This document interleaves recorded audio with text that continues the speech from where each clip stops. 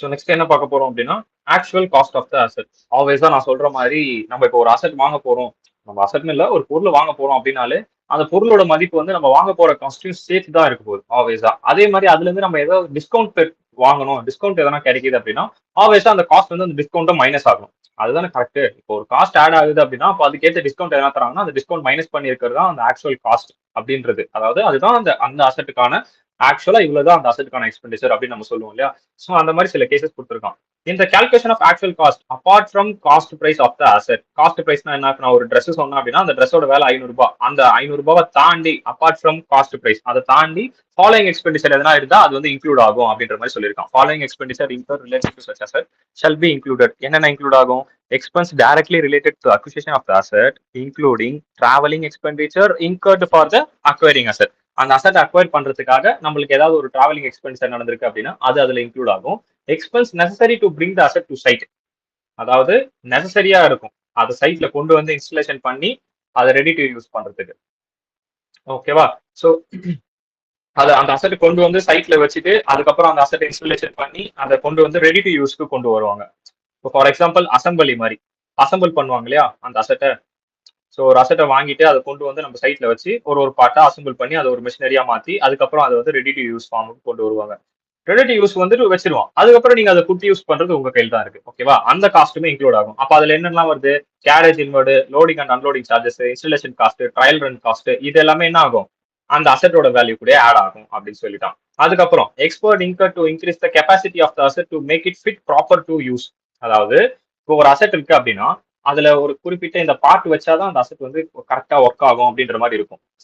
அந்த அசெட்டுக்கு எப்படி நான் சொல்ற மாதிரினா நம்ம ஆஹாட் மாதிரி தான். அந்த அசெட்ல இந்த பார்ட்டை கொண்டு போய் வச்சா அந்த அசெட் வந்து ப்ராப்பரா ஃபிட் டு ப்ராப்பர் யூஸ்க்கு கொண்டு வர முடியும் அப்படின்னு அதோட அந்த அசெட்டுக்கு அந்த ஒரு எக்ஸ்பென்ஸ் நடக்குது அப்படின்னா தென் அதுவுமே அசெட் கூட ஆட் ஆகிடும்.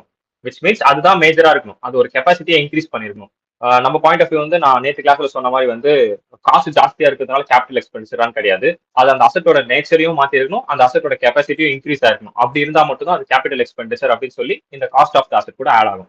ஸோ இதெல்லாம் தான் உங்களுக்கு காஸ்ட் ஆஃப் த அசெட் கூட ஆட் ஆகும். அதுக்கு ஒரு எக்ஸாம்பிள் கொடுத்துருக்கோம். Actual cost means actual cost of the asset to the assessee as reduced by the portion of the cost thereof if any.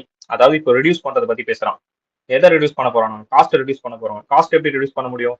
if any has been made directly or indirectly by any other persons or authority. Example, if an asset is purchased for 5 lakhs, 5 லட்சத்துக்கு நீங்க asset purchase பண்ணிருக்கீங்க and government grant received subsidy.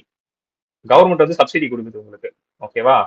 Subsidy எவ்வளவு கொடுக்குது? Rupees 1 lakh கொடுக்குது. Okay, 1 lakh கொடுக்குது அப்படின்னா தென் actual cost of asset எவ்வளோ? 5 லேக்ஸ் இல்ல 4 லேக்ஸ் தான். ரெடியூஸ் பண்ணோமா? இங்க இன்க்ரீஸ் பண்றது பத்தி படிச்சோமா? இங்க ரெடியூஸ் பண்றதை பத்தி படிக்கிறோம். எப்போ ரெடியூஸ் பண்ணணும்? ஆக்சுவல் காஸ்ட்ல இருந்து அந்த அசெட்டோட வேல்யூ எப்போ ரெடியூஸ் ஆகணும், ஆக்சுவல் காஸ்ட்ல இருந்து எப்போ வந்து இன்க்ரீஸ் ஆகணும் அப்படின்றத இங்க கொடுத்துருக்கான். So that is your section 43(1). என்ன சொல்லுதுன்னா actual cost of the asset அப்படின்றத பத்தி பேசுது. ஸோ இதுல வந்து ஒரு சில எக்ஸாம்பிள்ஸ்லாம் இருக்கு. ஸோ இப்போ இதுதானே பார்த்தோம் 3 பாயிண்ட். அதுக்கப்புறம் கவர்மெண்ட் கொடுக்குற சப்சிடி, ஆக்சுவல் எக்ஸ்பெண்டிச்சர்ஸ்.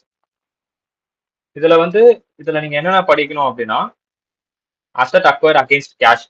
இன்கேஸ் கேஷுக்கு அகேன்ஸ்டா நீங்க அசெட்டை வாங்கியிருக்கீங்கன்னா, அதாவது காசா என்னன்னா காசா கொடுத்து அசெட்டை வாங்கியிருக்கீங்க, கேஷா கொடுத்து. ஆன்லைன் டிரான்சாக்ஷன் எதுவும் இல்லை, எலக்ட்ரானிக் டிரான்ஸ்ஃபர் எதுவும் இல்லை. ஓகேவா? கேஷை பே பண்ணி அசெட்டை வாங்கியிருக்கீங்க அப்படின்னும் போது அப்போ ஒரு ஆக்சுவல் காஸ்ட் என்னன்னு சொல்லியிருக்கான். In respect of acquisition of asset or part thereof payment or aggregate of payment made to a person in a day is made otherwise then by. Otherwise than பைனா இதுல இருக்கிறத தாண்டி வேற ஏதாவது மோட்ல பண்ணிருந்தீங்கன்னா, இதுல இருக்கிறத தாண்டி என்ன மோடு? செக்கா கொடுக்கல, அதுக்கப்புறம் பேங்க் டிராஃப்டாவும் கொடுக்கல, எலக்ட்ரானிக் கிளியரிங்ஸும் பண்ணல, இல்ல வேற ஏதாவது எலக்ட்ரானிக் மோட்லேஸ் பண்ணிருக்கீங்களா, ஜிபே போன்பே அந்த மாதிரி ஏதாவது பண்ணிருக்கீங்களா அப்படின்னு கேட்டா அது எதுவுமே பண்ணல. அப்போ நம்ம என்ன பண்ணிருக்கோம்? கேஷா கொண்டு போய் பேக்ல போட்டு கேஷா எதுவுமே கொடுத்துருக்கோம் அப்படின்றதுக்கான அர்த்தம். இது திரும்ப திரும்ப நிறைய இடத்துல ரிப்பீட் ஆகும். நல்லா ஞாபகம் வச்சுங்க, இதுக்கான மீனிங் அதுதான். நீங்க வந்து எலக்ட்ரானிக் மோட்லயும் பண்ணல, செக்காவும் கொடுக்கல, வேற ஏதாவது எலக்ட்ரிக் கிளியரிங்ஸ் பண்ணிருக்கீங்களா, ஆர்டிஜிஎஸ், அதுக்கப்புறம் வந்து பாத்தீங்கன்னா என்எஃப்டி, நான் ஃபஞ்சிபிள் டோக்கன் இல்ல, ஆர்டிஜிஎஸ் மட்டும் ஞாபகம் வருது. இன்னொன்று என்இஎஃப்டியா, என்இஎஃப்டி, இந்த மாதிரி எந்த ஒரு டிரான்சாக்ஷனையும் பண்ணல அப்படின்னா அப்ப நீங்க பேமெண்ட் எப்படி பண்ணிருக்கீங்க அர்த்தம்? கேஷ்ல பண்ணிருக்கீங்கன்னு அர்த்தம். இது திரும்ப திரும்ப வரும் உங்களுக்கு. ஓகேவா? அதர்வைஸ் தென், இது ரொம்ப முக்கியம். Otherwise then by. Okay, so அப்போ பேமெண்ட் வந்து 10,000 தாண்டி இருக்கு அப்படின்னா such payment shall be ignored for the purpose of determination of actual cost.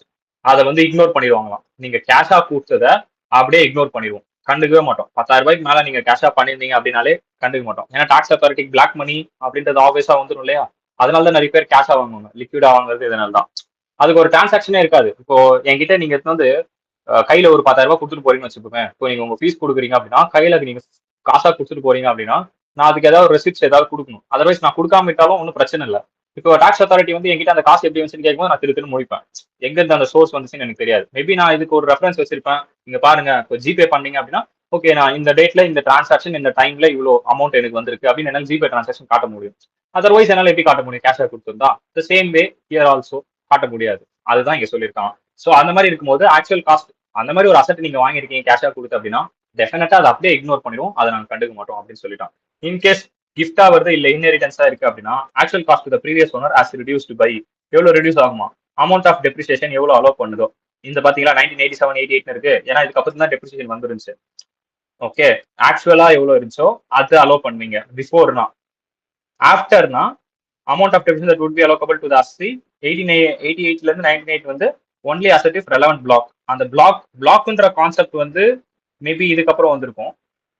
Okay இது பிஃபோர்ல வந்து பிளாக்ன்ற கான்செப்ட் இல்லை. அதனால ஆக்சுவலா எவ்வளவு அலோவ் பண்ணீங்களோ எடுத்துக்கிட்டீங்க. இதுக்கப்புறம் ஆஃப்டர்ல வந்து மேபி இந்த பிளாக் கான்செப்ட் வந்திருக்கும். அதுல பிளாக்ல இருந்துச்சு அப்படின்னா அப்போ நீங்க டெப்ரிசியேஷன் கால்குலேஷன் பண்ணி எடுத்துக்கலாம் அப்படின்னு சொல்லியிருக்கான். Nothing this point we have to reduce depreciation from the actual cost.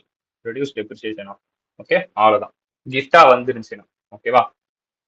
அதுக்கப்புறம் வேற என்ன சொல்லியிருக்கான்? Interest treatment in case of asset acquired out of borrowed fund. இப்போ லோன் வாங்கியிருக்கீங்க, ஒரு 50 லட்ச ரூபாய்க்கு லோன் வாங்கியிருக்கீங்க. இந்த லோனை வாங்கி அந்த அசட்டை வாங்கியிருக்கீங்க அப்படின்னா இந்த லோன் வாங்கினதுக்கு 10% இன்ட்ரெஸ்ட் அப்படின்னும் போது ஆல்மோஸ்ட் 5 லட்ச ரூபாய் இன்ட்ரெஸ்ட் கட்டுறீங்க. ஓகே 50 லட்ச ரூபாய்க்கு லோனை வாங்கி 5 லட்ச ரூபாய் இன்ட்ரெஸ்ட் கட்டுறீங்க அப்படின்னா அப்போ அந்த இன்ட்ரெஸ்டோட ட்ரீட்மெண்ட் எப்படி? அந்த இன்ட்ரெஸ்ட்டை வந்து நான் ஆக்சுவல் காஸ்ட் கூட ஆட் பண்ணலாமா? அந்த அசட்டோட காஸ்ட் கூட அதை ஆட் பண்ணலாமா?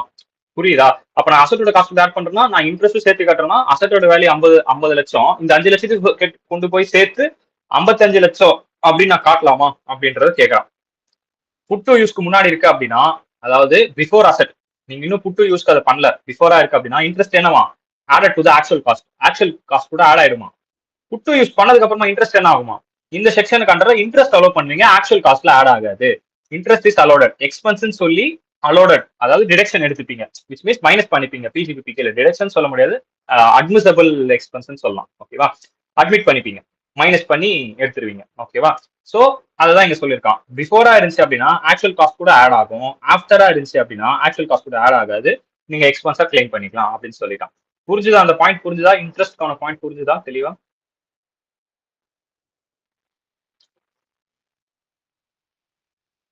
புரிஞ்சுதுண்ணா. ஓகே வேகமா போற மாதிரி இருந்தாலும் சொல்லுங்க. ஓகே அதுக்கப்புறம் ஏதாவது சப்சிடி ஏதாவது ரிசீவ் பண்ணிருக்கோம் அப்படின்னா அந்த சப்சிடியை வந்து சப்ட்ராக்ட் பண்ணி நீங்க எடுத்துடணும். அவ்வளவுதான். இப்போ பார்த்தோம் இல்லையா ஒரு எக்ஸாம்பிள், அந்த எக்ஸாம்பிள் தான் இது. அதுக்கப்புறம் ஜிஎஸ்டி வந்து இன்வாய்ஸ்ல இன்க்ளூட் ஆயிருக்கா பாத்தீங்க அப்படின்னா actual cost of asset shall be reduced by the amount of input tax credit. ஏன்னா ஜிஎஸ்டில நம்ம ஐடிசின்னு ஒரு கான்செப்ட் படிப்போம். ஜிஎஸ்டி வந்து நம்ம திரும்பி வாங்கிப்போம். அதை நான் ஜிஎஸ்டி படிக்கும்போது நான் சொல்றேன். ஐடிசி கான்செப்ட் படி அது இன்னொரு தேர்ட் பார்ட்டி நம்ம வித்தோம் அப்படின்னா அந்த தேர்ட் பார்ட்டி கிட்ட தான் நம்ம ஜிஎஸ்டி மறுபடியும் கலெக்ட் பண்ணுவோம் இல்லையா? ஆல்ரெடி நம்ம பே பண்ண ஜிஎஸ்டி சேர்த்து தான் அந்த தேர்ட் பார்ட்டி கிட்ட இருந்து கலெக்ட் பண்ணுவோம். சோ அதனால என்ன சொல்றாங்க அப்படின்னா இன்வாய்ஸ்ல இருந்து நீங்க ஜிஎஸ்டி வேல்யூ மைனஸ் பண்ணிக்கங்க அப்படின்னு சொல்றோம். ஐடிசி நீங்க எடுக்கிற மாதிரி இருந்தா நீங்க ஜிஎஸ்டி கிளைம் பண்ணி ரிடியூஸ் பண்ணுங்க அப்படின்னு சொல்றோம் ஆக்சுவல் காஸ்ட்ல இருந்து. ஓகேவா?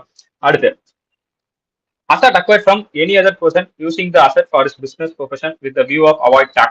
அதாவது டாக்ஸ் அவாய்ட் பண்றதுக்காக வேற ஏதாவது ஒரு பர்சனோட பிசினஸ்ல இருக்கிறத ஒரு அசட்டை நீங்க போயிட்டு அப்படியே யூஸ் பண்ணிக்கிறீங்க. எப்படின்னா asset acquired from any person using the asset for his business. இப்போ ஆல்ரெடி வந்து இப்போ நீங்க இப்போ ஃபார் எக்ஸாம்பிள் ஹரிசியர் இருக்காருன்னு வச்சுக்கோமே, அவர் ஆல்ரெடி வந்து ஒரு அசட்டை வச்சு அவரோட பிசினஸ்க்காக யூஸ் பண்ணிட்டு இருக்காரு. ஓகேவா? சோ நான் என்ன பண்றேன்னா மேபி அவர்கிட்டயே போயிட்டு அந்த அசட்டை போயிட்டு அங்கேயே கூட ஒர்க் பண்ணலாம். விச் மீன்ஸ் அவரோட பிசினஸ்ல நான் அப்படியே இன்வால்வ் ஆகி ஒர்க் பண்ணலாம். இல்ல ஆல்ரெடி அவர் ஒர்க் பண்ணிருக்கக்கூடிய அசட்டை நான் கொண்டு வந்து எனக்கு வச்சுக்கலாம் என் சைட்ல இருந்து டாக்ஸ் அவாய்ட் பண்றதுக்காக. அந்த மாதிரி ஏதாவது நான் பண்ணிருக்கேன் அப்படின்னு நான் எக்ஸாக்டா என்ன எக்ஸாம்பிள் வச்சு சொல்றதுன்னா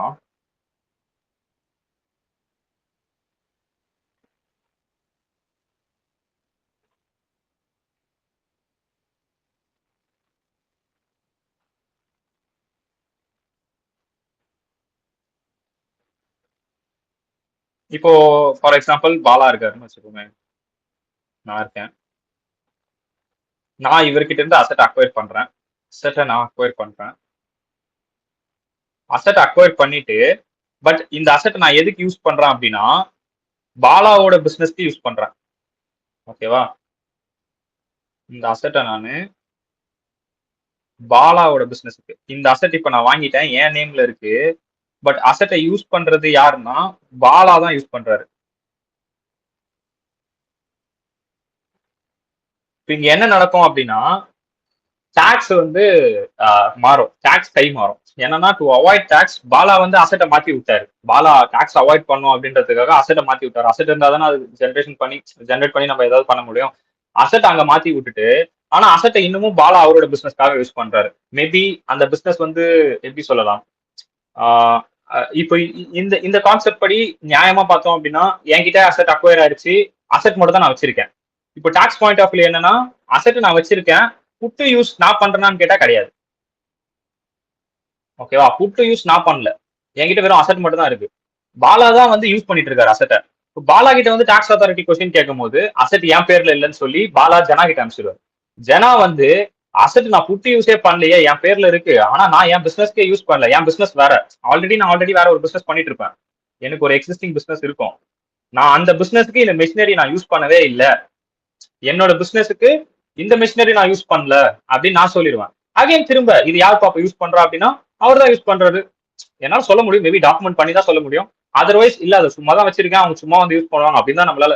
பட் கரெக்டான ஒரு இது கொடுக்கணும், ரீசன் நம்ம கொடுக்கணும். அதர்வைஸ் தென் மறுபடியும் பாலா கிட்ட தான் போவாங்க, நீங்க தான் இதை யூஸ் பண்றீங்க அப்படின்னு பாலா கிட்ட போவாங்க. இந்த மாதிரி ஒரு சுச்சுவேஷன் வரும்போது எப்படி அதை ஹேண்டில் பண்றது அப்படின்னா actual cost to be determined by AO. அந்த இடத்துல ஏஓ வந்துருவார், அசசிங் ஆஃபீஸர் வந்துருவார் with the period permission of deputy commissioner. Deputy கமிஷனரோட பர்மிஷனோட உள்ள வந்து ஆக்சுவல் காஸ்ட் என்னன்னு வந்து பார்த்து பாலா கையில டாக்ஸ் பண்ணும், பாலா கையில அந்த ஆக்சுவல் காஸ்ட் கொடுத்துருவாங்க. இதுதான் உங்களோட ஆக்சுவல் காஸ்ட், நீ தான் டெப்ரிசியேஷன் எடுத்துக்கணும், வாட் எவர் இட் இஸ், நீ தான் அந்த அசெட்டை பிசினஸ்க்காக யூஸ் பண்ற. ஓகேவா? கிட்டத்தட்ட அது அந்த கான்செப்ட்ல தான் வரும். மறுபடியும் அந்த டீம்டு ஓனர்ஷிப் கான்செப்ட் படி அது மாறும். ஓகேவா? மைட் பி இந்த மாதிரி இருக்கு அப்படின்னா இன்கேஸ் பாலா கிட்ட போனாலும் ஓகே நீங்க அந்த ஆக்சுவல் காஸ்ட்டை ஜனா கிட்டே கொடுத்துருங்க, ஆக்சுவல் காஸ்ட் அவர்கிட்டே கொடுத்து அவரே டெப்ரிசியேட் கிளைம் பண்ண சொல்லிக்கங்க அப்படின்னு சொல்லிக்கலாம், வாட் எவர் இட் இஸ். ஆனா இங்க இடத்துல என்னது, டாக்ஸ் அவாய்ட் பண்றோன்றதுக்காக இந்த மாதிரி ஒரு கான்செப்ட் கிரியேட் பண்ணாங்க. பட் அதை கண்டுபிடிச்சிட்டாங்கன்னா டெஃபினட்டா அதுக்கான ஒரு ப்ராப்பர் ஜஸ்டிபிகேஷன் நம்ம கொடுக்கணும். அதை ஜஸ்டிஃபை பண்ணோம் அப்படின்னா அவங்க இந்த மாதிரி இவ்வளவுதான் ஆக்சுவல் காஸ்ட், இதை நீங்க யாரும் டெப்ரிசியேஷன் கிளைம் பண்ணி பேலன்ஸ் வந்து காமிங்க எங்களுக்கு அப்படின்னு அவங்க சொல்லிடுவாங்க. ஓகேவா? பட் ஆனா இப்படி டாக்ஸ் அவாய்ட் பண்றாங்கன்னு தெரிஞ்சது இல்லையா அவங்களுக்கு, அந்த அசெட்டை வச்சு எப்படி டிரான்ஸ்ஃபர் பண்ணி, ஏன்னா புட்டு யூஸ் இவர் பண்ணவே இல்லை, யூஸே பண்ணல, அவர் தான் மறுபடியும் அவர் பிசினஸ்க்கு யூஸ் பண்ணிட்டு இருக்காரு அப்படின்னும் போது இவர்கிட்ட கேட்கும்போது இவர் ஆன்சர் சொல்லுவாரு, அவர்கிட்ட கேட்கும்போது அசெட் என் பேர்ல இல்லைன்னு சொல்லுவாரு. ஓகேவா? சோ இந்த மாதிரியும் சில கேசஸ் நடக்கும் டாக்ஸை அவாய்ட் பண்ணுன்றதுக்காக. ஓகேவா? இந்த பாயிண்ட் புரிஞ்சுதா? ஓகேண்ணா. ஓகே. அதுக்கப்புறம் ரீஅக்விசிஷன் ஆஃப் ட்ரான்ஸ்ஃபர் அசெட். நான் இப்போ மறுபடியும் ஒரு அசெட் ட்ரான்ஸ்ஃபர் பண்ணிட்டேன், மறுபடியும் அதை ரீஅக்விசிஷன் பண்றேன். ஓகேவா? கொடுத்த அசெட்டை மறுபடியும் வாங்குறேன். இப்போ பாலா என்கிட்ட கொடுத்துட்டு மறுபடியும் அந்த அசெட் திரும்ப வாங்குறாரு அப்படின்னா WDV at the time of first transfer or price paid for reacquisition whichever is lower, அதுதான் வந்து ஆக்சுவல் காஸ்ட். அதாவது ஃபர்ஸ்ட் எனக்கு ட்ரான்ஸ்ஃபர் பண்ணாரு இல்லையா பாலா, அப்போ ஒரு பிரைஸ் இருக்கும், அதுவும் அப்படி இல்லைன்னா ரீஅக்விசிஷன் மறுபடியும் இப்போ என்கிட்ட இருந்து வாங்குறாருல ஒரு பிரைஸுக்கு, அது ரெண்டுத்துல எது whichever is லோவரோ அந்த பிரைஸ் தான் உங்களோட ஆக்சுவல் காஸ்ட். இங்க நம்ம பாத்துக்கிட்டு இருக்கிறது ஆக்சுவல் காஸ்ட் தான். அண்ணா இப்போ இந்த அசெட்ல வந்து பொசிஷன் ட்ரான்ஸ்ஃபர் ஆகுமா இல்ல ஓனர்ஷிப்பே ட்ரான்ஸ்ஃபர் ஆகுமா? ஓனர்ஷிப்பும் சேர்த்து தான் ட்ரான்ஸ்ஃபர் ஆகணும். பட் நீங்க வெறும் அந்த ரைட்ஸ் மட்டும் நீங்க ட்ரான்ஸ்ஃபர் பண்றீங்க அப்படின்னா சம்திங் அந்த இடத்துல ரைட்ஸ் ட்ரான்ஸ்ஃபர் பண்ணிக்கணும் ஒரு டீட் போட்டா ஓகே, ஒன்றும் பிரச்சனை இல்லை. பட் ஆனா டாக்ஸ் அவாய்ட் பண்ணுறதுக்காக எதுவுமே பண்ணாம டைட்டில் மட்டும் ட்ரான்ஸ்ஃபர் பண்ணி அந்த அசெட் இன்னும் நீங்களே வச்சுட்டு இருக்கீங்க அப்படின்னா அது ஒரு இது ஆகும், தேவையில்லாம அது வந்து கொரி ரைஸ் ஆகும், அன்னெசரி கொரிஸ் ரைஸ் ஆகும். ஓ, ஆனா அசெட் வந்து ஃபர்ஸ்ட் இப்போ என்கிட்ட இருக்கிற அசெட் ஐ மீன் ஓனர் வந்து நானா இருக்கேன், ஆனா லேட்டரா நான் உங்களை ஓனரா மாத்திட்டு என் பிசினஸ்க்கு நான் யூஸ் பண்றேன் என் அசெட்டை. அது வந்து அதுக்கு முன்னாடி கேஸ்ல அப்படிதான். ஆமா, சப்போஸ் அது அசெட்டே உங்களுது ஆனா யூசிங் ஃபார் மை பிசினஸ் அப்படின்னாலும் இங்க அது வருமானா? அப்படி வராது. அப்போ வந்து அது நம்ம என்ன கான்ட்ராக்ட்ல அந்த மாதிரி வந்தா எந்த ஒரு அக்ரிமெண்ட்டும் இல்ல அப்படின்னா அப்போ அது கண்டர்ல வந்துடும். அதர்வைஸ் லீஸ் மாதிரி நான் பண்ணிருக்கேன் அப்படின்னா லீஸ் கான்செப்ட் கீழே வந்துடும். இல்லண்ணா, லைக் உங்களோட அசெட்டை நீங்க என்னோட பிசினஸ் கோர்ஸ் யூஸ் பண்றீங்களா? என்னோட அசெட் உங்களோட பிசினஸ், அதுதான் இந்த பாயிண்ட். இங்க எழுதிருக்கீங்க அதேதான், இது என்னோட அசெட் தான். இது நீங்க என் பேருக்கு மாத்திட்டீங்க அப்படின்னா என்னோட அசெட் தான். லைக் என்னோட அசெட் ஃபர்ஸ்ட் ஓனர் நானா இருந்தேன், பட் அப்புறமா உங்ககிட்ட அந்த அசெட் உங்களுக்கு தான் உங்க பேரை மாத்திட்டேன், you using it for my business. ஆனா நான் அப்படி மாத்தாம உங்களோட அசெட் ஆனா என் ம். பிசினஸ் யூஸ் பண்றீங்க. இப்போ எக்ஸாம்பிள் சொல்லணும்னா இப்போ இந்த நம்ம இந்த இதெல்லாம் இருக்கணும் ரெட் டாக்ஸி அதெல்லாம் நம்ம ஈவன் நம்ம காரு கூட நம்ம ஓன் பண்ணலாம். நம்மளோட ஓன் காரே ஓன் பண்ணி நம்ம அவங்களோட ரெட் டாக்ஸிக்கு வேலை பார்க்கலாம்ல, அந்த மாதிரி கேட்கறேன். அந்த மாதிரி டைம்ல ஆக்சுவல் காஸ்ட் என்னன்னா அப்போ ஏஓ வந்து டிட்டர்மைன் பண்ணுவாங்க ஆக்சுவல் காஸ்ட் என்ன. அப்போனா இன்கம் டேக்ஸ் அத்தாரிட்டி வந்து இந்த காருக்கு இவ்வளவுதான் அமௌண்ட், இந்த அமௌண்ட்டுக்கு தான் நீங்க டெப்ரிசியேஷன் கால்குலேட் பண்ணணும்னு வந்து டாக்ஸ் அத்தாரிட்டி சொல்லிடுவாங்க ரெட் டாக்ஸி கிட்ட. அந்த ரெட் டாக்ஸி ஓனரோ இல்ல அந்த கார் வச்சிருக்காருல அவர்கிட்ட நீங்க இவ்வளவுதான் டெப்ரிசியேஷன் கிளைம் பண்ணணும் அப்படின்னு சொல்லிடுவான் ஏஓ வந்து. Okay okay okay.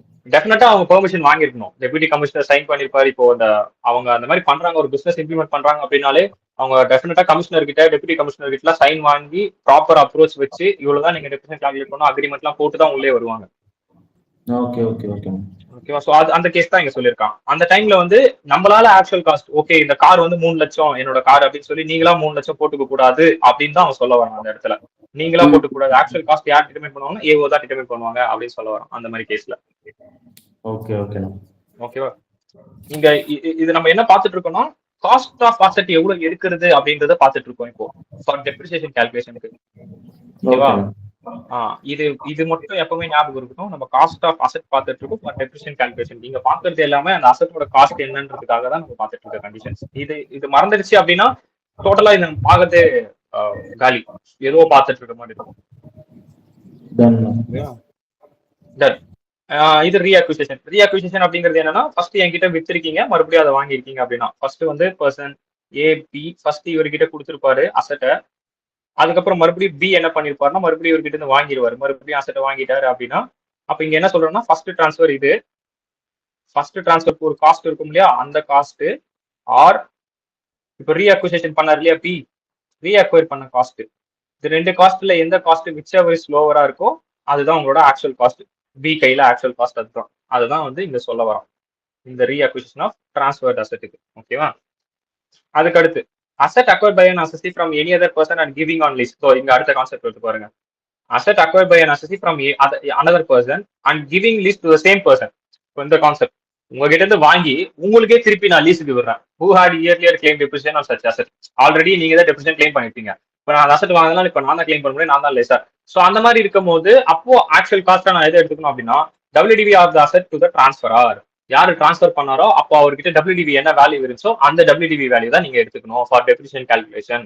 இப்போ நான் வாங்கினேன் இல்லையா, நான் வந்து WDV வேல்யூ தான் எடுத்துக்கணும் ஆக்சுவல் காஸ்ட்டுக்கு அப்படின்னு சொல்றோம். ஓகேவா? ஏன் இந்த மாதிரி, ஏன் இந்த இடத்துல ஆக்சுவல் காஸ்ட், ஏன்னா இந்த இடத்துல டிரான்ஸ்ஃபர் நடக்காதா, ஏன்னா இந்த இடத்துல வந்து வண்டி இதெல்லாம் ஆகாதா அப்படின்னா எதுவுமே நடக்காது. மெஷினரி அதே இடத்துல சேம் அங்கேயே தான் இருக்கும். இப்போ ஒரு இடத்துல வந்து ஃபிக்ஸ் பண்ணிட்டோம்னு வச்சுக்கோங்களேன். ஃபார் எக்ஸாம்பிள் சேலம்ல இந்த மிஷினரி நான் வச்சுட்டேன். ஓகே, நான் வச்சுட்டேன், நான் தான் வச்சிருக்கேன்னு வச்சுக்கோங்க. இப்போ நான் என்ன பண்றேன் அப்படின்னா யார் எடுத்துக்கலாம், கணேஷ் எடுத்துக்கலாம். கணேஷ் வந்து இப்போ கோயம்புத்தூர்ல இருக்காரு. ஸோ கணேஷ் வந்து என்ன சொல்றாரு அப்படின்னா என் கிட்ட இருந்து அந்த அசெட்டை வாங்கிட்டாரு. ஓகே, வாங்கிட்டு திரும்ப எனக்கே லீஸுக்கு விடுறாரு.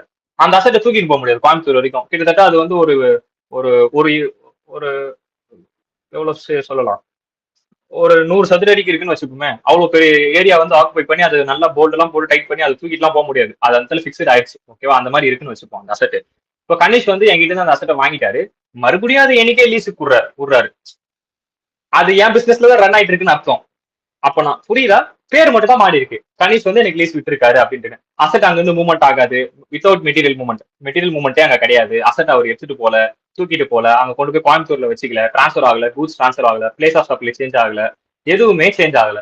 அசெட் அதே இடத்துல அப்படியே தான் இருக்கு. அதே பிசினஸ்க்கு தான் ரன் ஆயிட்டு இருக்கு. ப்ரீவியஸா என்ன பிசினஸ் இருந்துச்சோ அதே பிசினஸ் தான் இப்பயும் ரன் ஆகுது.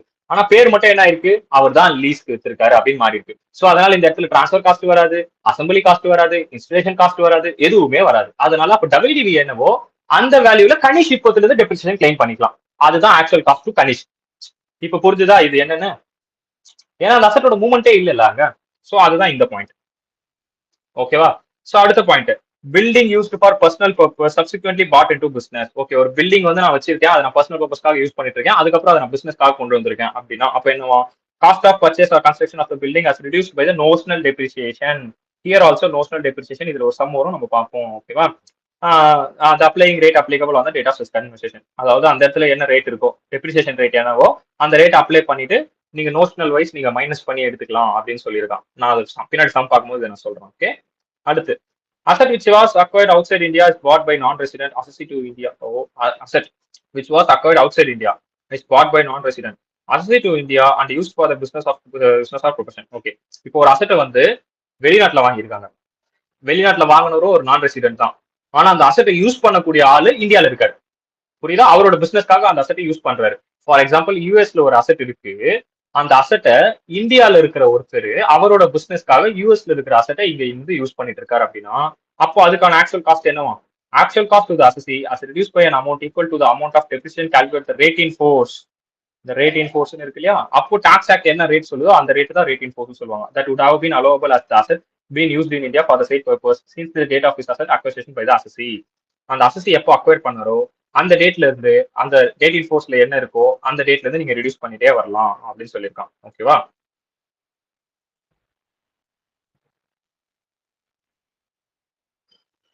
இந்தியாவுக்கு எடுத்துட்டு வராரா இத?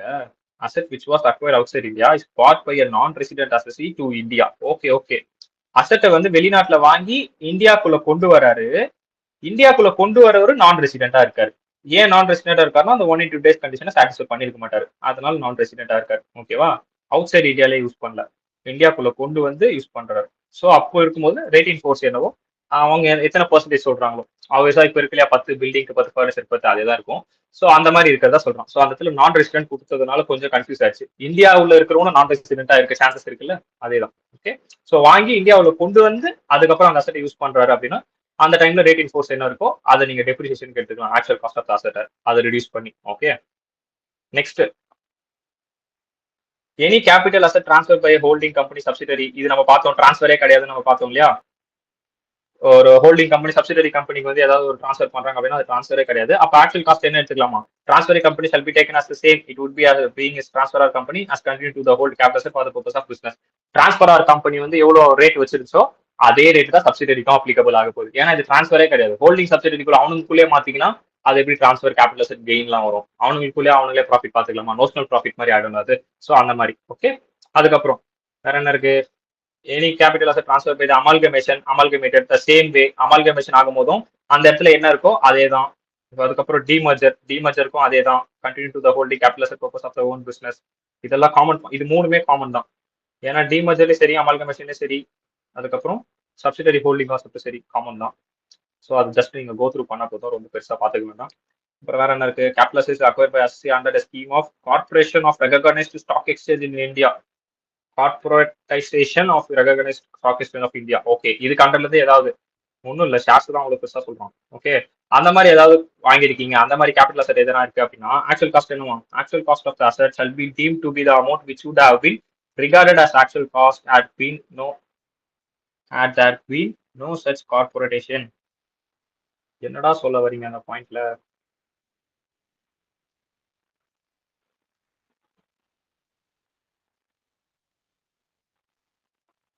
Capital asset is acquired by assessee under a scheme for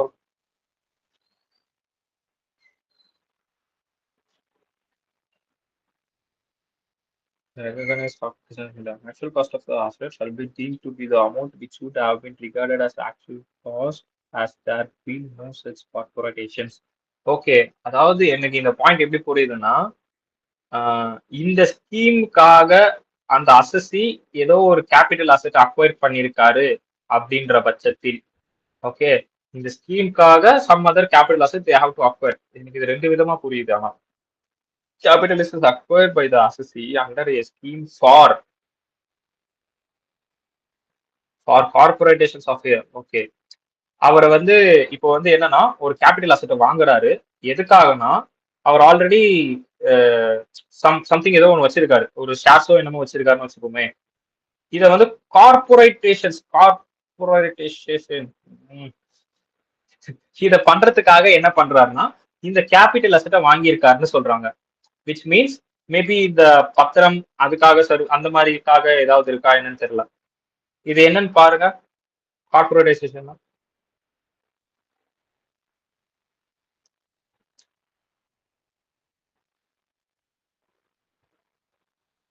I think அந்த ஒரு கேரண்டி கொடுக்குற மாதிரி சம்திங் அந்த மாதிரி ஏதாவது இருக்கா?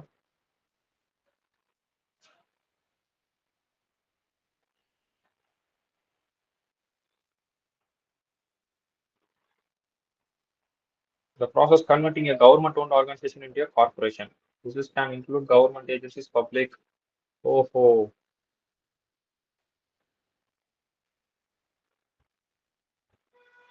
say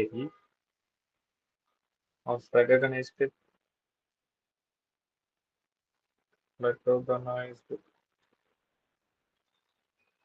stock exchange.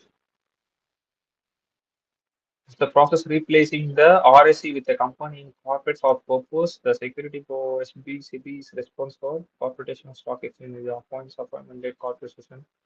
RSC submit a scheme corporation and digitalization to the SEBI. The SEBI approves scheme without modification.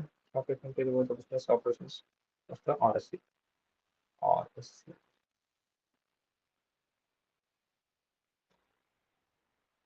That's okay. Regional stock exchange. Okay.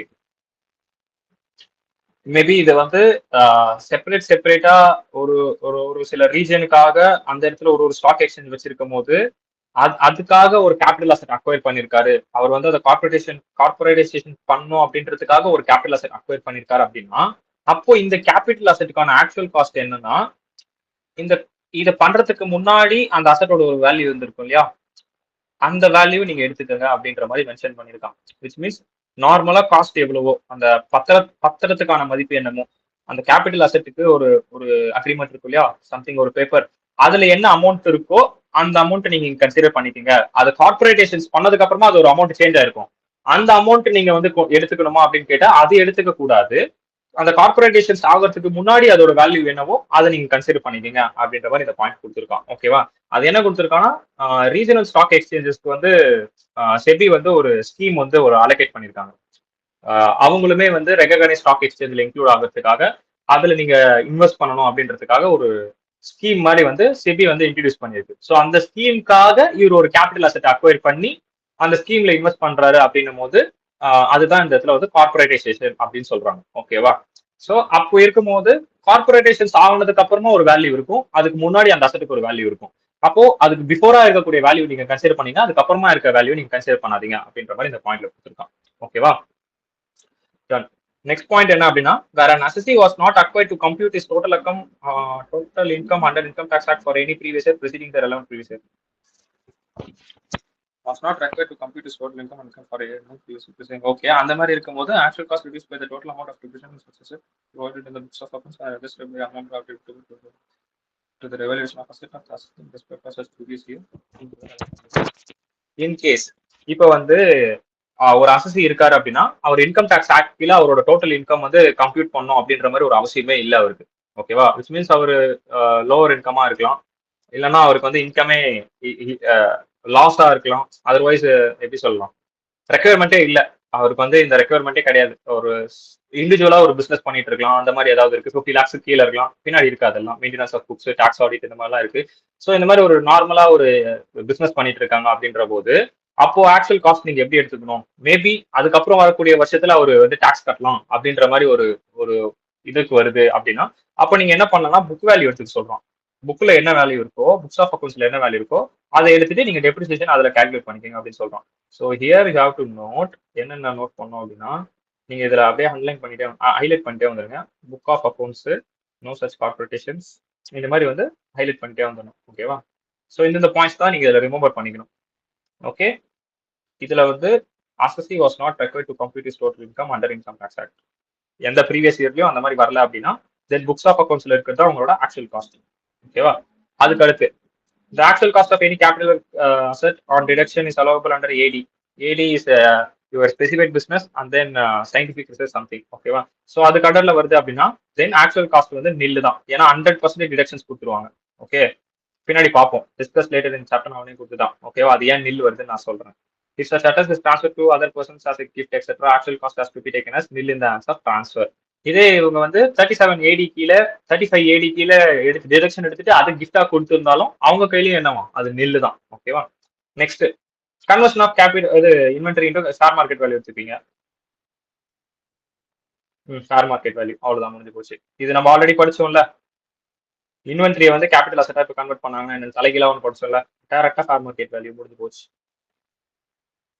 That is your asset value. ஓகேவா? Done. இப்போ இந்த illustrations எல்லாம் பார்ப்போம். 66th illustration வந்து house property self occupied. Okay, 66th illustration நான் போடுறேன். Okay, up to this forget all of those things. அந்த table column எல்லாத்தையும் ஃபர்கெட் பண்ணுங்க. டைரக்டா 66 illustration உள்ளவங்க நம்மளுக்கு ரிமெம்பர் ஆகும். Doctor R purchase the house property on 1/12/2021. 2021-22 okay, for 10 lakhs till 1/12/2023, 23-24. Okay, the same was self occupied. Okay, self occupied இருக்கு as a residence. On this date the buildings bought into use for purpose of medical profession. medical profession காக கொண்டு விட்டார். Clinic ஒன்று ஆரம்பிச்சிட்டார் அந்த இடத்துல. சொல்லுடாமா? Okay, இங்க இப்போ வந்து அவர் அந்த இடத்துல வந்து கிளினிக் ஒன்று ஸ்டார்ட் பண்ணிட்டாரு. மெடிக்கல் ப்ரொஃபஷன் ஒன்று ஸ்டார்ட் பண்ணிட்டாரு. What would be the depreciation allocable for the assessment year 2024-25? 2024-25 assessment இயர்னா ப்ரீவியஸ் இயர் என்ன 2023-24. இப்போ நீங்க எவ்வளவு டெப்ரிசியேஷன் வந்து அலோகபிள் பண்ணுவீங்க அப்படின்னு கேட்கறான். நம்மளுக்கு என்ன இருக்குன்னா நோஷனல் டெப்ரிசியேஷன் அலோகபிள் பண்ணிக்கலாம். அதாவது பர்சனல் பர்பஸ்க்காக ஒரு பில்டிங்கை யூஸ் பண்ணிட்டு அதுக்கப்புறமா அதை நம்ம பிசினஸ்க்காக கொண்டு வந்தோம் அப்படின்னா நோஷனல் டெப்ரிசியேஷன் எடுத்துக்கலாம்னு ஒரு பாயிண்ட் படிச்சோம். ஞாபகம் இருக்கா? இந்த இடத்துல ஒரு பாயிண்ட் படிச்சோம், building used for personal. Last point முன்னாடி பாயிண்ட். ஸோ அப்படி இருக்கும்போது நோஷனல் டெப்ரிசியேஷன் எடுத்துக்கலாம். In case a building is for personal purpose subsequently bought into business, the cost of acquisition shall be purchase or construction cost. Purchase cost இல்ல construction cost எடுத்துக்கணும். இங்க purchase cost 10 லட்சம், அது எடுத்துக்கணும். As reduced by notional depreciation by applying the rate applicable on the date of such conversation. In the given case, cost of the asset being shall be computed as under. ஓகேங்க, இப்போ notional depreciation எப்படி calculate பண்றான்னு பாருங்க. Rate of depreciation எவ்வளவு பில்டிங்க்கு 10%. அவர் cost of building எப்போ வாங்கினாரு 2021-22 நான் போட்டிருந்தேன் இல்லையா, 10 லட்சம். இப்போ இந்த 10 லட்சத்துக்கு என்ன ஆயிருக்கு அப்படின்னா டிசம்பர்ல தான் வாங்கியிருக்காரு. அப்போ டிசம்பர், ஜனவரி, பிப்ரவரி, மார்ச் 4 மாசம் தான். 4 × 30 போட்டா 120 நாள் தான் வருது. 180 டேஸ்க்கு கீழே இருக்கு. அப்போ ஆஃப் டெப்ரிசியேஷன் அலோ பண்ணுமா? அப்போ 10%ல ஆஃப் டெப்ரிசியேஷன் அலோ பண்ணிருக்கானா 50,000. எந்த வருஷத்துக்கு அலோ பண்ணிருக்கான்? 2021-22 அலோ பண்ணிருக்கான். கரெக்டா? ஸோ அப்போ WDV க்ளோசிங் எவ்வளவு இருக்கும் அந்த வருஷத்துல? அதாவது 31/3/2022. இதை தான் நான் இப்படி எழுதியிருக்கேன் இங்க கீழே. அதுதான் அவனும் கொடுத்துருக்கான். க்ளோசிங் எவ்வளவு இருக்கும்? 9,50,000 ஆச்சா. அதுக்கப்புறம் டெப்ரிசியேஷன் மறுபடியும் அகைன் இது லெஸ் தென் 180 டேஸ்க்கு. அதுக்கு அடுத்த வருஷத்துக்கு இப்போ அதுக்கு அடுத்த வருஷம் அப்படின்னா ஆட் அடிஷன் லெஸ் டெலிஷன் எதுவும் இல்லை. ஏன்னா நீங்க கால்குலேட் பண்றது நோஷனல் டெப்ரிசியேஷன். ஓகேவா? ஸோ அதனால ஆட் அடிஷன் லெஸ் டெலிஷன் எதுவும் வராது. பர்சனல் யூஸ்க்காக இருந்ததை இப்போ நீங்க நோஷனல் டெப்ரிசியேஷன். இப்போ அடுத்த வருஷத்துக்கு வந்து பாத்தீங்க அப்படின்னா 2022-23 அதுக்கு அடுத்த வருஷம். கரெக்டா? இப்போ அந்த வருஷத்துக்கான டெப்ரிசியேஷன் இன்டூ 10% டேரக்டா எடுத்துக்கலாம்ல. இதுல இருந்து 10% 95,000. அப்போ இந்த 2023 நான் எப்படி எழுதலாம்? 31/3/23 இப்படி எழுதுனா 8,55,000. மேபி இந்த இடத்துல வந்து புதுசா வேற எதனா பர்ச்சேஸ் பண்ணிருந்தா ஆட் அடிஷன் லெஸ் டெலிஷன் எல்லாம் வரதுக்கு சான்சஸ் இருக்கு. பட் இங்க அந்த மாதிரி எதுவும் இல்லாதனால டேரக்டா அடுத்த வருஷத்துக்கு நீங்க கால்குலேட் பண்ணிட்டே போறீங்க. அப்போ இந்த வருஷத்தோட க்ளோசிங்னா அடுத்த வருஷத்தோட ஓப்பனிங் 1/4/23க்கான ஓப்பனிங் தானே 8,55,000. அந்த ஓப்பனிங் எடுத்து போட்டானா? ஓப்பனிங் எடுத்து போட்டு அதுக்கப்புறம் இப்போ நார்மலா 32 கீழே டிரெக்ஷன் எடுத்துக்கலாம். 32 கீழே நீங்க எவ்வளவு எடுத்துக்கலாம் அப்படின்னா இப்போ இதுல 10% 8,55,000 இன்டூ 10% போட்டு 85,000 எடுத்துக்கலாம். இப்போ இந்த சம்ல அல்டிமேட்டா அவன் என்ன சொல்ல வரான் அப்படின்னா ultimately what they are saying அப்படின்னா இப்போ நார்மலா பில்டிங்க அப்படியே பிசினஸ்குள்ள கொண்டு வந்திருந்தீங்க அப்படின்னா 10 லட்ச ரூபாய்க்கு நீங்க இங்க கிளைம் பண்ணிருக்கணும். கரெக்டா? இந்த வருஷத்திலே 10 லட்ச ரூபாய் கிளைம் பண்ணி நீங்க எவ்வளவு கிளைம் பண்ணிருப்பீங்க? கிட்டத்தட்ட 10% கிளைம் பண்ணிருப்பீங்க. 10%னா 1 லட்ச ரூபாய் மைனஸ் பண்ணிருப்பீங்க. உங்களோட எக்ஸ்பென்ஸ் 1 லட்ச ரூபாய் நீங்க மைனஸ் பண்ணி காமிச்சிருப்பீங்க. ஆனா டாக்ஸ் ஆக்ட் என்ன பண்ணிருச்சு அப்படின்னா உள்ள பூந்து ஃபர்ஸ்ட் நீ என்ன பண்ண? நோஸ் டெப்ரிசியேஷன் அலோ பண்ணு. அதுக்கப்புறம் ஒரு பேலன்ஸ் கொண்டு வா. அந்த பேலன்ஸ் தான் உனக்கு டெப்ரிசியேஷன் அலோ பண்ணுவேன். கிட்டத்தட்ட உனக்கு இப்போ எவ்வளவு லாஸ் ஆச்சு? உங்க பாயிண்ட் ஆஃப் வியூல tax point of view tax அத்தாரிட்டிக்கு எவ்வளவு கெயின் அப்படின்னு பாத்தீங்கன்னா கிட்டத்தட்ட வந்து ஒரு 15,500 ரூபாய் அவனுக்கு கெயின், 15,500 ரூபாய் உங்களுக்கு லாஸ். லெசன்ஸ் 15,500 ரூபாய் நீங்க லெஸ் பண்ணிருக்க முடியும். ஆனா அவன் நோஷனல் டெப்ரிசியேஷன் ஒரு கான்செப்டை கொண்டு வந்து வச்சு என்ன பண்ணிட்டான்? உங்களோட அசட் மதிப்பை கம்மி பண்ணி உங்களோட எக்ஸ்பென்ஸை கம்மி பண்ணிட்டான். அப்போ உங்களோட எக்ஸ்பென்ஸ் கம்மி ஆகுதுன்னா உங்களோட இன்கம் பாயிண்ட் ஆஃப் வியூ ஜாஸ்தி ஆகும். இன்கம் ஜாஸ்தி ஆகுதுன்னா டாக்ஸ் ஜாஸ்தி ஆகும். அவ்வளவுதான். அல்டிமேட்லி கான்செப்ட் இதுதான். நீங்க வந்து ரெண்டு தரப்பினரையும் வச்சு யோசிச்சு பார்த்தாதான் இந்த கான்செப்ட் புரியும். ஆனா ஒரு பக்கம் டெப்ரிசியேஷன் கிளைம் பண்ணா எனக்கு தானே நான் பெனிஃபிட் எக்ஸ்பென்ஸ் அப்படின்னா அப் டு திஸ் வந்து நோஷனல் டெப்ரிசியேஷன் இல்லாத ஒரு டெப்ரிசியேஷன் இருக்கிற மாதிரி அவனே கால்குலேட் பண்றான். அதுக்கப்புறம் அமௌண்ட்டை கம்மி பண்ணி உன்னோட எக்ஸ்பென்ஸை கம்மி பண்ணி ஒரு இன்கம் ஜாஸ்தி பண்றான், நீ டாக்ஸ் ஜாஸ்தியா கட்டணுன்றதுக்காக. இதுதான் அல்டிமேட் கான்செப்ட் இங்க வர்றது. இப்ப புரிஞ்சுதா? தலை சுத்துதா? அந்த 10% எப்படின்னா வந்துச்சு? 10% வந்து ஸ்டாண்டர்ட் ரேட்டு பில்டிங்க்கு. அதாவது இதோ இங்க இருக்கும். இப்ப எப்படி கேபிட்டல் கெயின்ல வந்து இன்ஃபிளேஷன் ரேட் கொடுத்துருந்தான், அந்த மாதிரி இதோ இருக்கு பாருங்க. இதுதான் நீங்க கன்சிடர் பண்ணணும். டாக்ஸ் ரூல்ஸ் அது. எங்க ரூல்ஸ் படி நீங்க இதுதான் ஃபாலோ பண்ணணும் அப்படின்னு டாக்ஸ் ஆக்ட் கொடுத்துட்டோம். இத்தனை பர்சன்டேஜ் தான். கம்பெனிஸ் ஆக்ட் படி உங்க பாலிசி நீங்க வச்சுக்கலாம். உங்க பாலிசி கம்பெனி பாலிசின்னு ஒன்று இருக்கும். அந்த கம்பெனி பாலிசி படி இப்போ பில்டிங்க்கு நீங்க வந்து உங்க companies act as per schedule 3 படி நீங்க 10 போட்டீங்கன்னா கூட ஓகே அக்செப்டபிள் தான். நீங்க 50 போட்டா கூட கம்பெனிஸ் ஆக்ட் அக்செப்ட் பண்ணிக்கும். ஆனா இன்கம் டாக்ஸ் ஆக்ட் அக்செப்ட் பண்ணாது. நீ 50 போட்டிருக்கியா, அது மறுபடியும் ஆட் பண்ணுவோம் ப்ராஃபிட்ல, மறுபடியும் ப்ராஃபிட்ல ஆட் பண்ணி 5% வரைக்கும் மைனஸ் பண்ணு அப்படின்னு பிஜிபிபி வந்து சொல்லும். இன்கம் டாக்ஸ் ஆக்ட் வந்து சொல்லும்.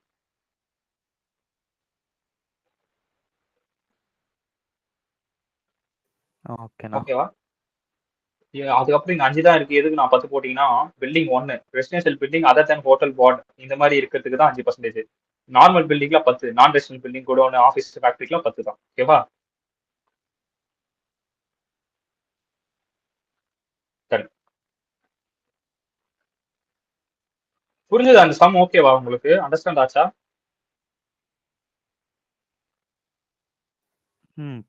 சம் அவங்க எப்படி போடுறாங்க? Okay done. ஓகே, ஸோ இது கரெக்டா எழுதிக்கங்க. அந்த இயர்லாம் கொஞ்சம் எழுதி வச்சுக்கோங்க. எழுதி வச்சுட்டு இந்த சம் கொஞ்சம் அப்ரோச் பண்ண கரெக்டா இருக்கும். அதே மாதிரி இது வெறும் பில்டிங்க்கு மட்டும் தான். இன்னொரு சம்ல எங்கேயும் கார்னு ஒன்று கொடுத்துருப்பான். அந்த காருக்குலாம் நோஷனல் டெப்ரிசியேஷன் எடுக்க முடியாது. ஓகேவா? அது எந்த சம்? ஆனா அது ரெசிடென்ஷியல் பில்டிங்ல போகாதானா? எனக்கு ரெசிடென்ஷியல் ரெசிடென்ஷியல் பில்டிங்ல போகாதானா இது? இல்ல. இது எப்படின்னா இவன் பிசினஸ் பர்பஸ்க்கு தானே கொண்டு வரான். இவன் கடைசி கொண்டு வரான் உள்ள வரும்போது, அப்போ நோஷனல் டெப்ரிசியேஷன் கால்குலேட் பண்ணும்போதும் பிசினஸ் பர்பஸ்க்கு இருக்கிற டெப்ரிசியேஷனுக்கு தான் போயிடும் நோஷனல் டெப்ரிசியேஷன். இங்க நடக்கிறது நோஷனல் டெப்ரிசியேஷன். டெப்ரிசியேஷனே கிடையாது. ஆனா டெப்ரிசியேஷன் ஆகுதுன்ற மாதிரி நம்ம சொல்லி அந்த அமௌண்ட்டை கம்மி பண்றோம். ஓகே ஓகேண்ணா. ஓகேவா? ஸோ அப்போ அதாவது இது எப்படின்னா அந்த இது மாதிரி தான் பிரின்சிபல் ஹெட். அந்த அந்த பிரின்சிபல் ஹெட்டுக்கு கீழே தான் போயிட்டு அந்த இன்ட்ரெஸ்ட் உட்காரும் அப்படின்ற மாதிரி நம்ம ஒன்று பார்த்தோம் இல்லையா? அந்த மாதிரி கான்செப்ட் தான். இப்போ பிரின்சிபலா இவங்களுக்கு வந்து 10%, which means business point of வியூல. அப்போ நோஷனலா எடுக்கும்போது பிரின்சிபலுக்கு என்ன அப்ளிகபிளோ அதே தான் இவங்களுக்கும் அப்ளிகபிள்ன்ற மாதிரி. ஓகே ஓகேண்ணா. அது ஒரு பிரின்சிபல் ஹெட். அந்த பிரின்சிபல் ஹெட் கீழே இருக்கக்கூடிய ஒரு மைனர் ஹெட் இவங்க. அந்த மாதிரினா இப்போ பிரின்சிபலுக்கு எதுல அப்ளிகபிள் ஆகுதோ அதுதான் அவங்களுக்கு அப்ளிகபிள் ஆகும். அந்த மாதிரி கான்செப்ட். நெக்ஸ்ட் வந்து இல்லஸ்ட்ரேஷன் 67. இது என்ன? இது காமன் தான். கம்ப்யூட்டருக்கு வந்து 40% நம்ம பார்த்தோம் இல்லையா? அந்த 40% போட்டு கால்குலேட் பண்ணிருப்போம். சம்மேதமா தான் இருக்கும், டக்குன்னு முடிஞ்சிடும். நீங்க ஒர்க் அவுட் பண்ணி பார்க்கலாம் இது தாராளமா. இதுல வேற என்ன காம்ப்ளிகேட்டரா ஏதாவது இருக்குமா?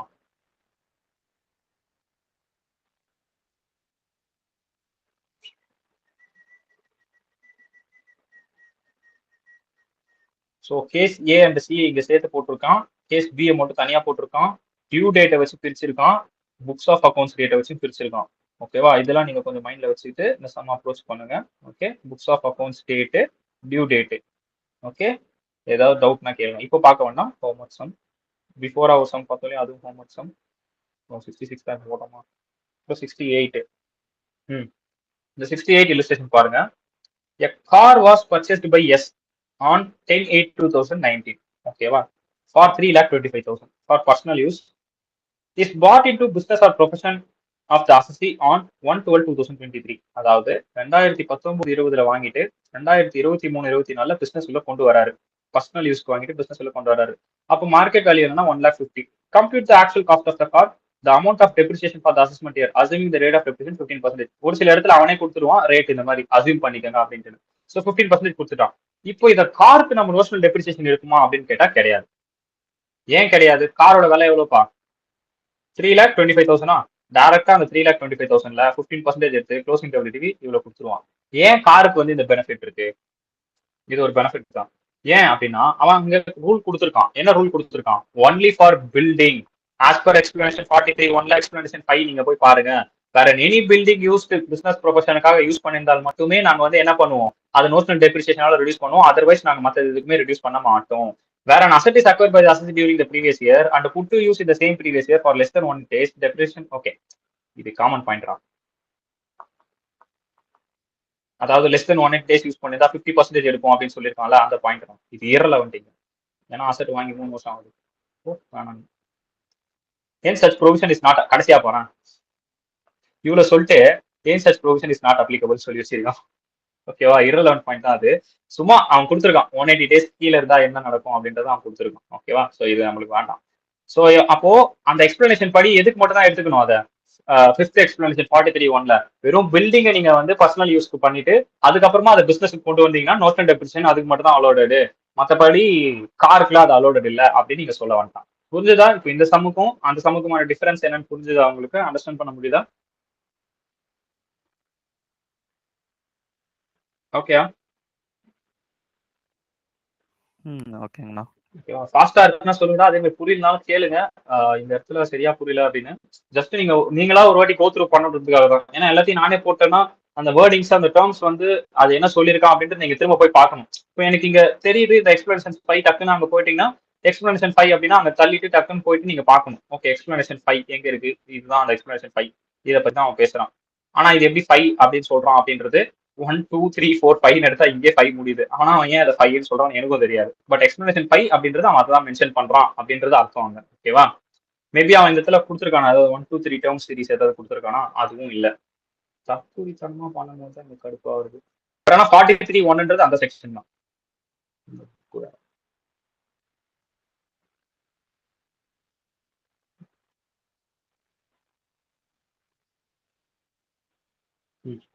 ஆனா 43(1)ன்றது அந்த செக்ஷன் தான். எங்க 43(1) அப்படின்றது ஆக்சுவல் காஸ்ட் தான். அது கீழே எக்ஸ்பிளனேஷன் 5 அப்படின்னு சொல்லிட்டான். ஓகேவா, ஸோ நெக்ஸ்ட் வந்து இல்லுஸ்ட்ரேஷன் 69. இதுல வந்து பாத்தீங்கன்னா உங்களுக்கு மெஷினரி இருக்கும். பிசினஸ் வந்து மேனுஃபேக்சரிங் பிசினஸ்ல எங்கேஜ் ஆயிருப்பானுங்க. ஸோ அதனால அடிஷனல் டெப்ரிசியேஷனுக்கும் எலிஜிபிளா இருக்கும். Additional டெப்ரிசியேஷனும் eligible. ஸோ நீங்க கண்டுபிடிக்க வேண்டியது ஆக்சுவல் காஸ்ட் என்ன, அந்த பிளான் எப்போ அக்வயர் பண்ணிடலாம், டேட் ரொம்ப முக்கியம். டேட் பக்காவா பாருங்க, பார்த்துட்டு இந்த சம் அப்ரோச் பண்ணுங்க, குட்டி தான். ஓகேவா, ஸோ டேட்டு, அமௌண்ட், டிடக்ஷன் வந்து டெப்ரிசியேஷன் வந்து செக்ஷன் 32 கீழே தான் டெப்ரிசியேஷன் நம்ம பார்த்துட்டு இருக்கோம். ஸோ அதனால அது கொடுத்துருக்கோம். ஸோ மேனுஃபேக்சரிங் இருக்குதுன்னா அடிஷனல் டெப்ரிசியேஷன் அப்ளிகபிள் ஆகும். இதெல்லாம் கொஞ்சம் கன்சிடர் பண்ணி ப்ராப்பரா இந்த சம் அப்ரோச் பண்ணுங்க. ஓகேவா, ஸோ இந்த சம்மும் உங்களுக்கு ஹோம்ஒர்க் சம் ஒர்க் அவுட் பண்ணி பாருங்க. இதையும் பொறுமையா கொஸ்டின் படிச்சு பொறுமையா அதுக்கப்புறம் மறுபடியும் ப்ரொவிஷன் உள்ள போயிட்டு ஒர்க் அவுட் பண்ணி பாருங்க. Okay, ton.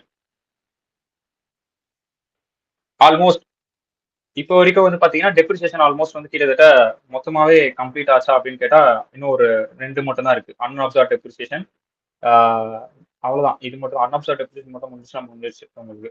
ஓகேவா, ஓகே. ஸோ இதுக்கப்புறம் வந்து மேஜரா வந்து தேரிஸ் மட்டும் தான் இருக்கும். ஆக்சுவல் காஸ்ட் முடிஞ்சா இது பண்ணிட்டோமா? Next provision.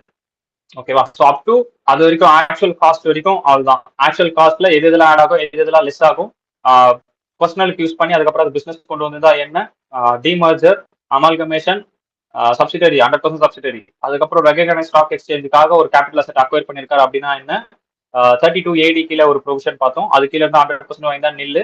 வேற என்ன பார்த்தோம்? அவ்வளவுதான். மேஜரா இதுல கவர் ஆயிடுச்சு ஆக்சுவல் காஸ்ட். ஓகேவா, ஸோ அந்த ஆக்சுவல் காஸ்ட் வச்சு சில சம்ஸ் எல்லாம் பார்த்தோம், சில சம்ஸ் ஹோம் ஒர்க்ல இருக்கு. Okay, done. இது வரைக்கும் ரிமெம்பர் ஆச்சு அப்படின்னாலே அப்படியே டோட்டலா அகைன் அதை அப்படியே ஃபர்கெட் பண்ணுங்க. அந்த மொத்தத்தையும் இப்போ பார்த்த எல்லாத்தையும் அப்படியே forget. Okay, now come into this new topic. So அடுத்த டாபிக் என்ன அப்படின்னா consequences of changes in rate of exchange of currencies. இப்போ 43A என்ன சொல்லுது அப்படின்னா, இப்போ சில எக்ஸ்சேஞ்ச் ரேட் நடக்கும். எக்ஸ்சேஞ்ச் ரேட் நடக்குது அப்படின்னா ஃபிளக்சுவேட் ஆகிட்டே இருக்கும். ஃபாரெக்ஸ் உங்களுக்கு ஆல்வேஸ் தெரியும், மார்க்கெட் வந்து ஃபிளக்சுவேட் ஆகிட்டே இருக்கும். இன்னைக்கு $1 இவ்வளவு ரூபான்னு இருக்கும், நாளைக்கு அதே ரேட் வந்து சேஞ்ச் ஆகும். ஸோ இந்த மாதிரி சேஞ்ச் ஆகும் போது அப்போ அந்த கான்சிக்வன்ஸ் எப்படி வந்து அஃபெக்ட் ஆகுது? First condition, assessee has acquired any asset in any previous year from a country outside India. So ஏதாவது ஒரு ப்ரீவியஸ் இயர்ல ஒரு அவுட் சைட் இந்தியால முதல்ல ஒரு அசட்டை வாங்கியிருக்கணும். அப்படி வாங்கினாதான் இந்த இடத்துல முதல்ல ஃபிளக்சுவேஷனே நடக்கும். கரெக்டா, அசட்டை வாங்கிட்டு நீங்க இது பார்த்துருக்கீங்களா? எனக்கு இதுக்கு ஆன்சர் பண்ணுங்களேன். டெப்டார் அண்ட் கிரெடிட்டார் இப்படின்ற இந்த வார்த்தை எப்போ வரும்? நார்மலா வந்து செல்லர் பையர் அப்படின்னு தானே சொல்லணும்.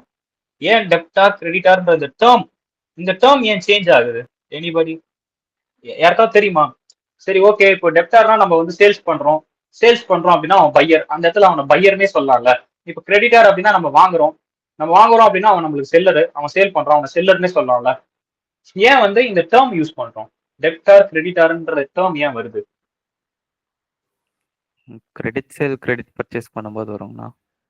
கிரெடிட் சேல்ஸ் கிரெடிட் பர்ச்சேஸ் பண்ணும்போது, விச் மீன்ஸ் ஒரு 30 நாள் கழிச்சு நான் உனக்கு காசு தரேன், ஒரு 30 நாள் கழிச்சு நான் உனக்கு காசு வாங்கிக்கிறேன் அப்படின்னு நம்ம வந்து டேர்ம்ஸ், பேமெண்ட் டேர்ம்ஸை வந்து நம்ம கொடுப்போம். ஒரு 30 நாள் கொடுப்போம். ஓகேவா? ஸோ இப்போ இந்த ஃபாரின் பிளக்சுவேஷனுக்கு இதை லிங்க் பண்றேன். எப்படி லிங்க் பண்றேன் அப்படின்னா, இப்போ ஃபார் எக்ஸாம்பிள் நான் வந்து யூஎஸ்ல இருந்து ஏதோ ஒரு அசெட்டை பர்ச்சேஸ் பண்றேன் அப்படின்னா, நான் பர்ச்சேஸ் பண்றேன். அப்போ எனக்கு அவன் இன்கேஸ் கிரெடிட்டாரா இருக்கான் அப்படின்னா அவன் என்ன சொல்லுவான், சரிடா தம்பி நீ எனக்கு வந்து ஒரு 30 நாள் கழிச்சு காசு கொடு அப்படின்னு சொல்லுவான். இந்த 30 நாள் கழிச்சு காசு கொடு அப்படின்னா மேபி ஃபாரின் எக்ஸ்சேஞ்ச் ஏறியும் இருக்கலாம் 30 நாள்ல, இல்ல இறங்கியும் இருக்கலாம். இப்போ இந்த இடத்துல என்ன ஆகும், பிளக்சுவேட் ஆகுது இல்லையா? ஸோ டேர்ம்ஸ் எப்படி மாறுதோ இந்த டேர்ம்ஸும் ஞாபகம் வச்சுக்கோங்க. இதனால தான் வந்து சில டேர்ம்ஸ்லாம் வந்து ஃபினான்ஸ் பாயிண்ட் ஆஃப் வியூல ஃபினான்ஸ் இருக்கிறவங்களுக்கு தெரியும் அப்படின்ற மாதிரி சொல்லுவாங்க. இந்த டெப்டார் கிரெடிட்டார் டேர்ம்ஸ் இதை எப்படி யூஸ் பண்ணோம் அப்படின்ற அந்த இதெல்லாம். ஸோ அப்படி இருக்கும்போது இந்த 30 நாள் கொடுக்குறோம் அப்படின்னா அப்போ அந்த 30 நாள் பிளக்சுவேட் எவ்வளவு நடக்கும், அப்போ அந்த பிளக்சுவேஷனுக்கு எப்படி கான்சிக்வன்ஸ் ஃபேஸ் பண்ணணும் அப்படின்றது தான் இவங்க சொல்றோம். ஓகேவா? இப்ப பாருங்க, அப்ப இதுதான் சொல்லியிருந்தேன். Assessee acquire such asset from outside India. ஓகேவா? அவுட் சைட் இந்தியால இருந்து அவர் ஒரு அசெட் வந்து பர்ச்சேஸ் பண்ணிருக்கோம். அது ஃபர்ஸ்ட் பாயிண்ட். செகண்ட் பாயிண்ட் என்ன சொல்லியிருக்கான் அப்படின்னா, in consequence of changes in the rate of exchange during any previous year. பாருங்க, in consequence of changes in the rate of exchange during any previous year after the acquisition of such asset acquire பண்ணிட்டோம். Acquire பண்ணதுக்கு அப்புறமா என்ன நடக்குதான், fluctuate ஆகுதான், rate வந்து change ஆகுதுன்னு சொல்லிட்டான். There is an increase or reduction in the liability of the அசசி.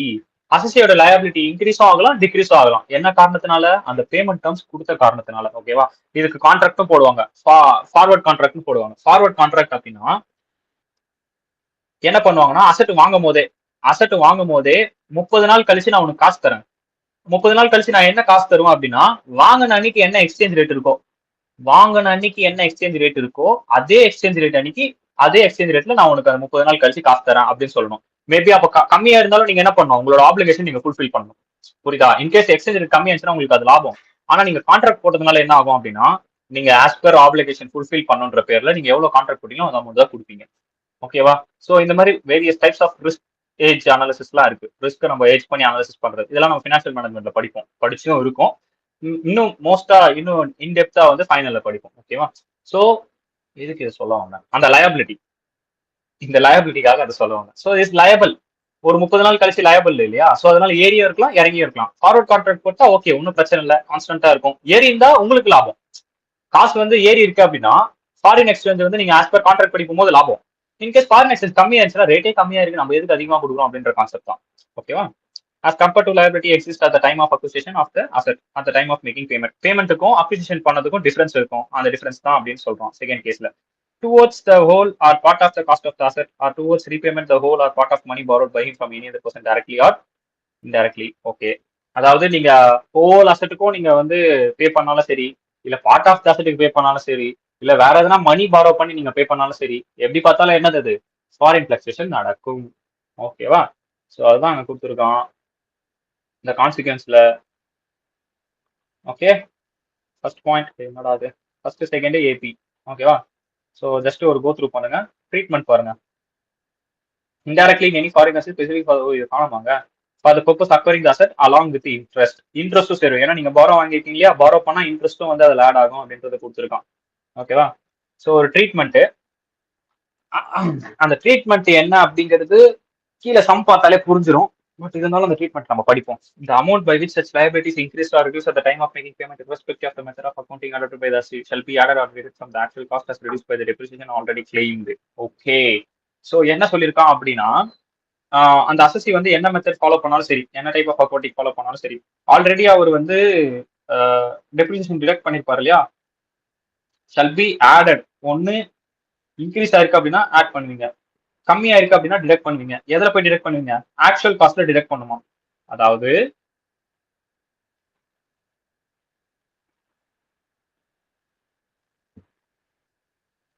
இப்போ நான் வந்து அசெட்டை வந்து 2021 வாங்கிருக்கேன்னு வச்சுப்போம், 50 லட்ச ரூபா. இந்த வருஷத்துல நான் 10% டெப்ரிசியேஷன் எடுத்துக்கன்னு வச்சுப்போம், 5 லட்ச ரூபா, 45 லட்ச ரூபா. ஓகேவா? பேமெண்ட்டை வந்து நான் இந்த வருஷத்துல பண்ணுவேன். கிட்டத்தட்ட 1 இயர் பேமெண்ட் யாரும் கொடுக்க மாட்டான், பட் அசம்ஷன் தான் 1 இயர் பேமெண்ட் எடுத்துக்கிறேன். 1 இயர் பேமெண்ட் எடுத்துக்கிறேன். 1 இயர் பேமெண்ட் நான் பண்ணும்போது ஃபாரின் ஃபிளக்சுவேஷன்னால ஃபாரெக்ஸ் ஃபிளக்சுவேஷன்னால எனக்கு வந்து கிட்டத்தட்ட வந்து 1 லேக் வந்து லாஸ் ஆயிருச்சு அப்படின்னா என்ன பண்ணுமா, அந்த 1 லேக் இதுல மைனஸ் பண்ணிட்டு 44 லட்சத்துக்கு அதுக்கப்புறத்துல நீங்க டெப்ரிசியேஷன் எடுக்கணும். 10% மறுபடியும் டெப்ரிசியேஷன் 4,40,000 அப்படின்னு நீங்க எடுக்கணும் மைனஸ் பண்ணிட்டு. இன்கேஸ் ஃபாரின் ஃபிளக்சுவேஷன்னால எனக்கு ப்ராஃபிட் வந்திருக்கு அப்படின்னா அப்போ ப்ராஃபிட் வந்து இதுல ஆட் பண்ணுமா. 45 லேக்ஸ் 1 லேக்ஸ் ஆட் பண்ணிட்டு 46 லேக்ஸ்ன்னு காமிச்சிட்டு அதுல 10% 4,60,000 டெப்ரிசியேஷன் எடுப்பீங்க.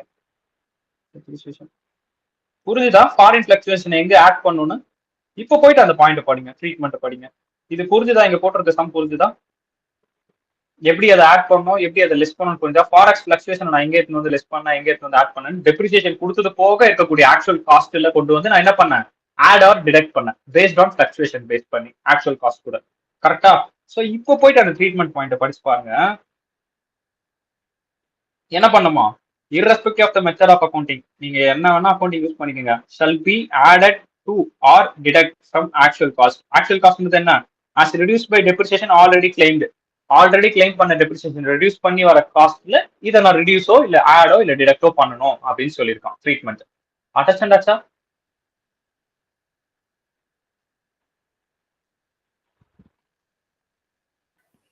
ஓகேங்கண்ணா. ஓகேவா? ஸோ அடுத்து tax point. If such increase or decrease arise after the depreciable asset is transfer but block இன்னும் இருக்கு அப்படின்னா then such increase or decrease shall be adjusted in WDV. So block இன்னும் அப்படியே இருக்கும்போது WDV கூட அதை அட்ஜஸ்ட் பண்ணுங்க அப்படின்னு சொல்லிட்டான். நார்மலி சம் பார்த்துட்டு ஏன் இந்த பாயிண்ட் பார்த்தீங்கன்னா உங்களுக்கு புரியும்.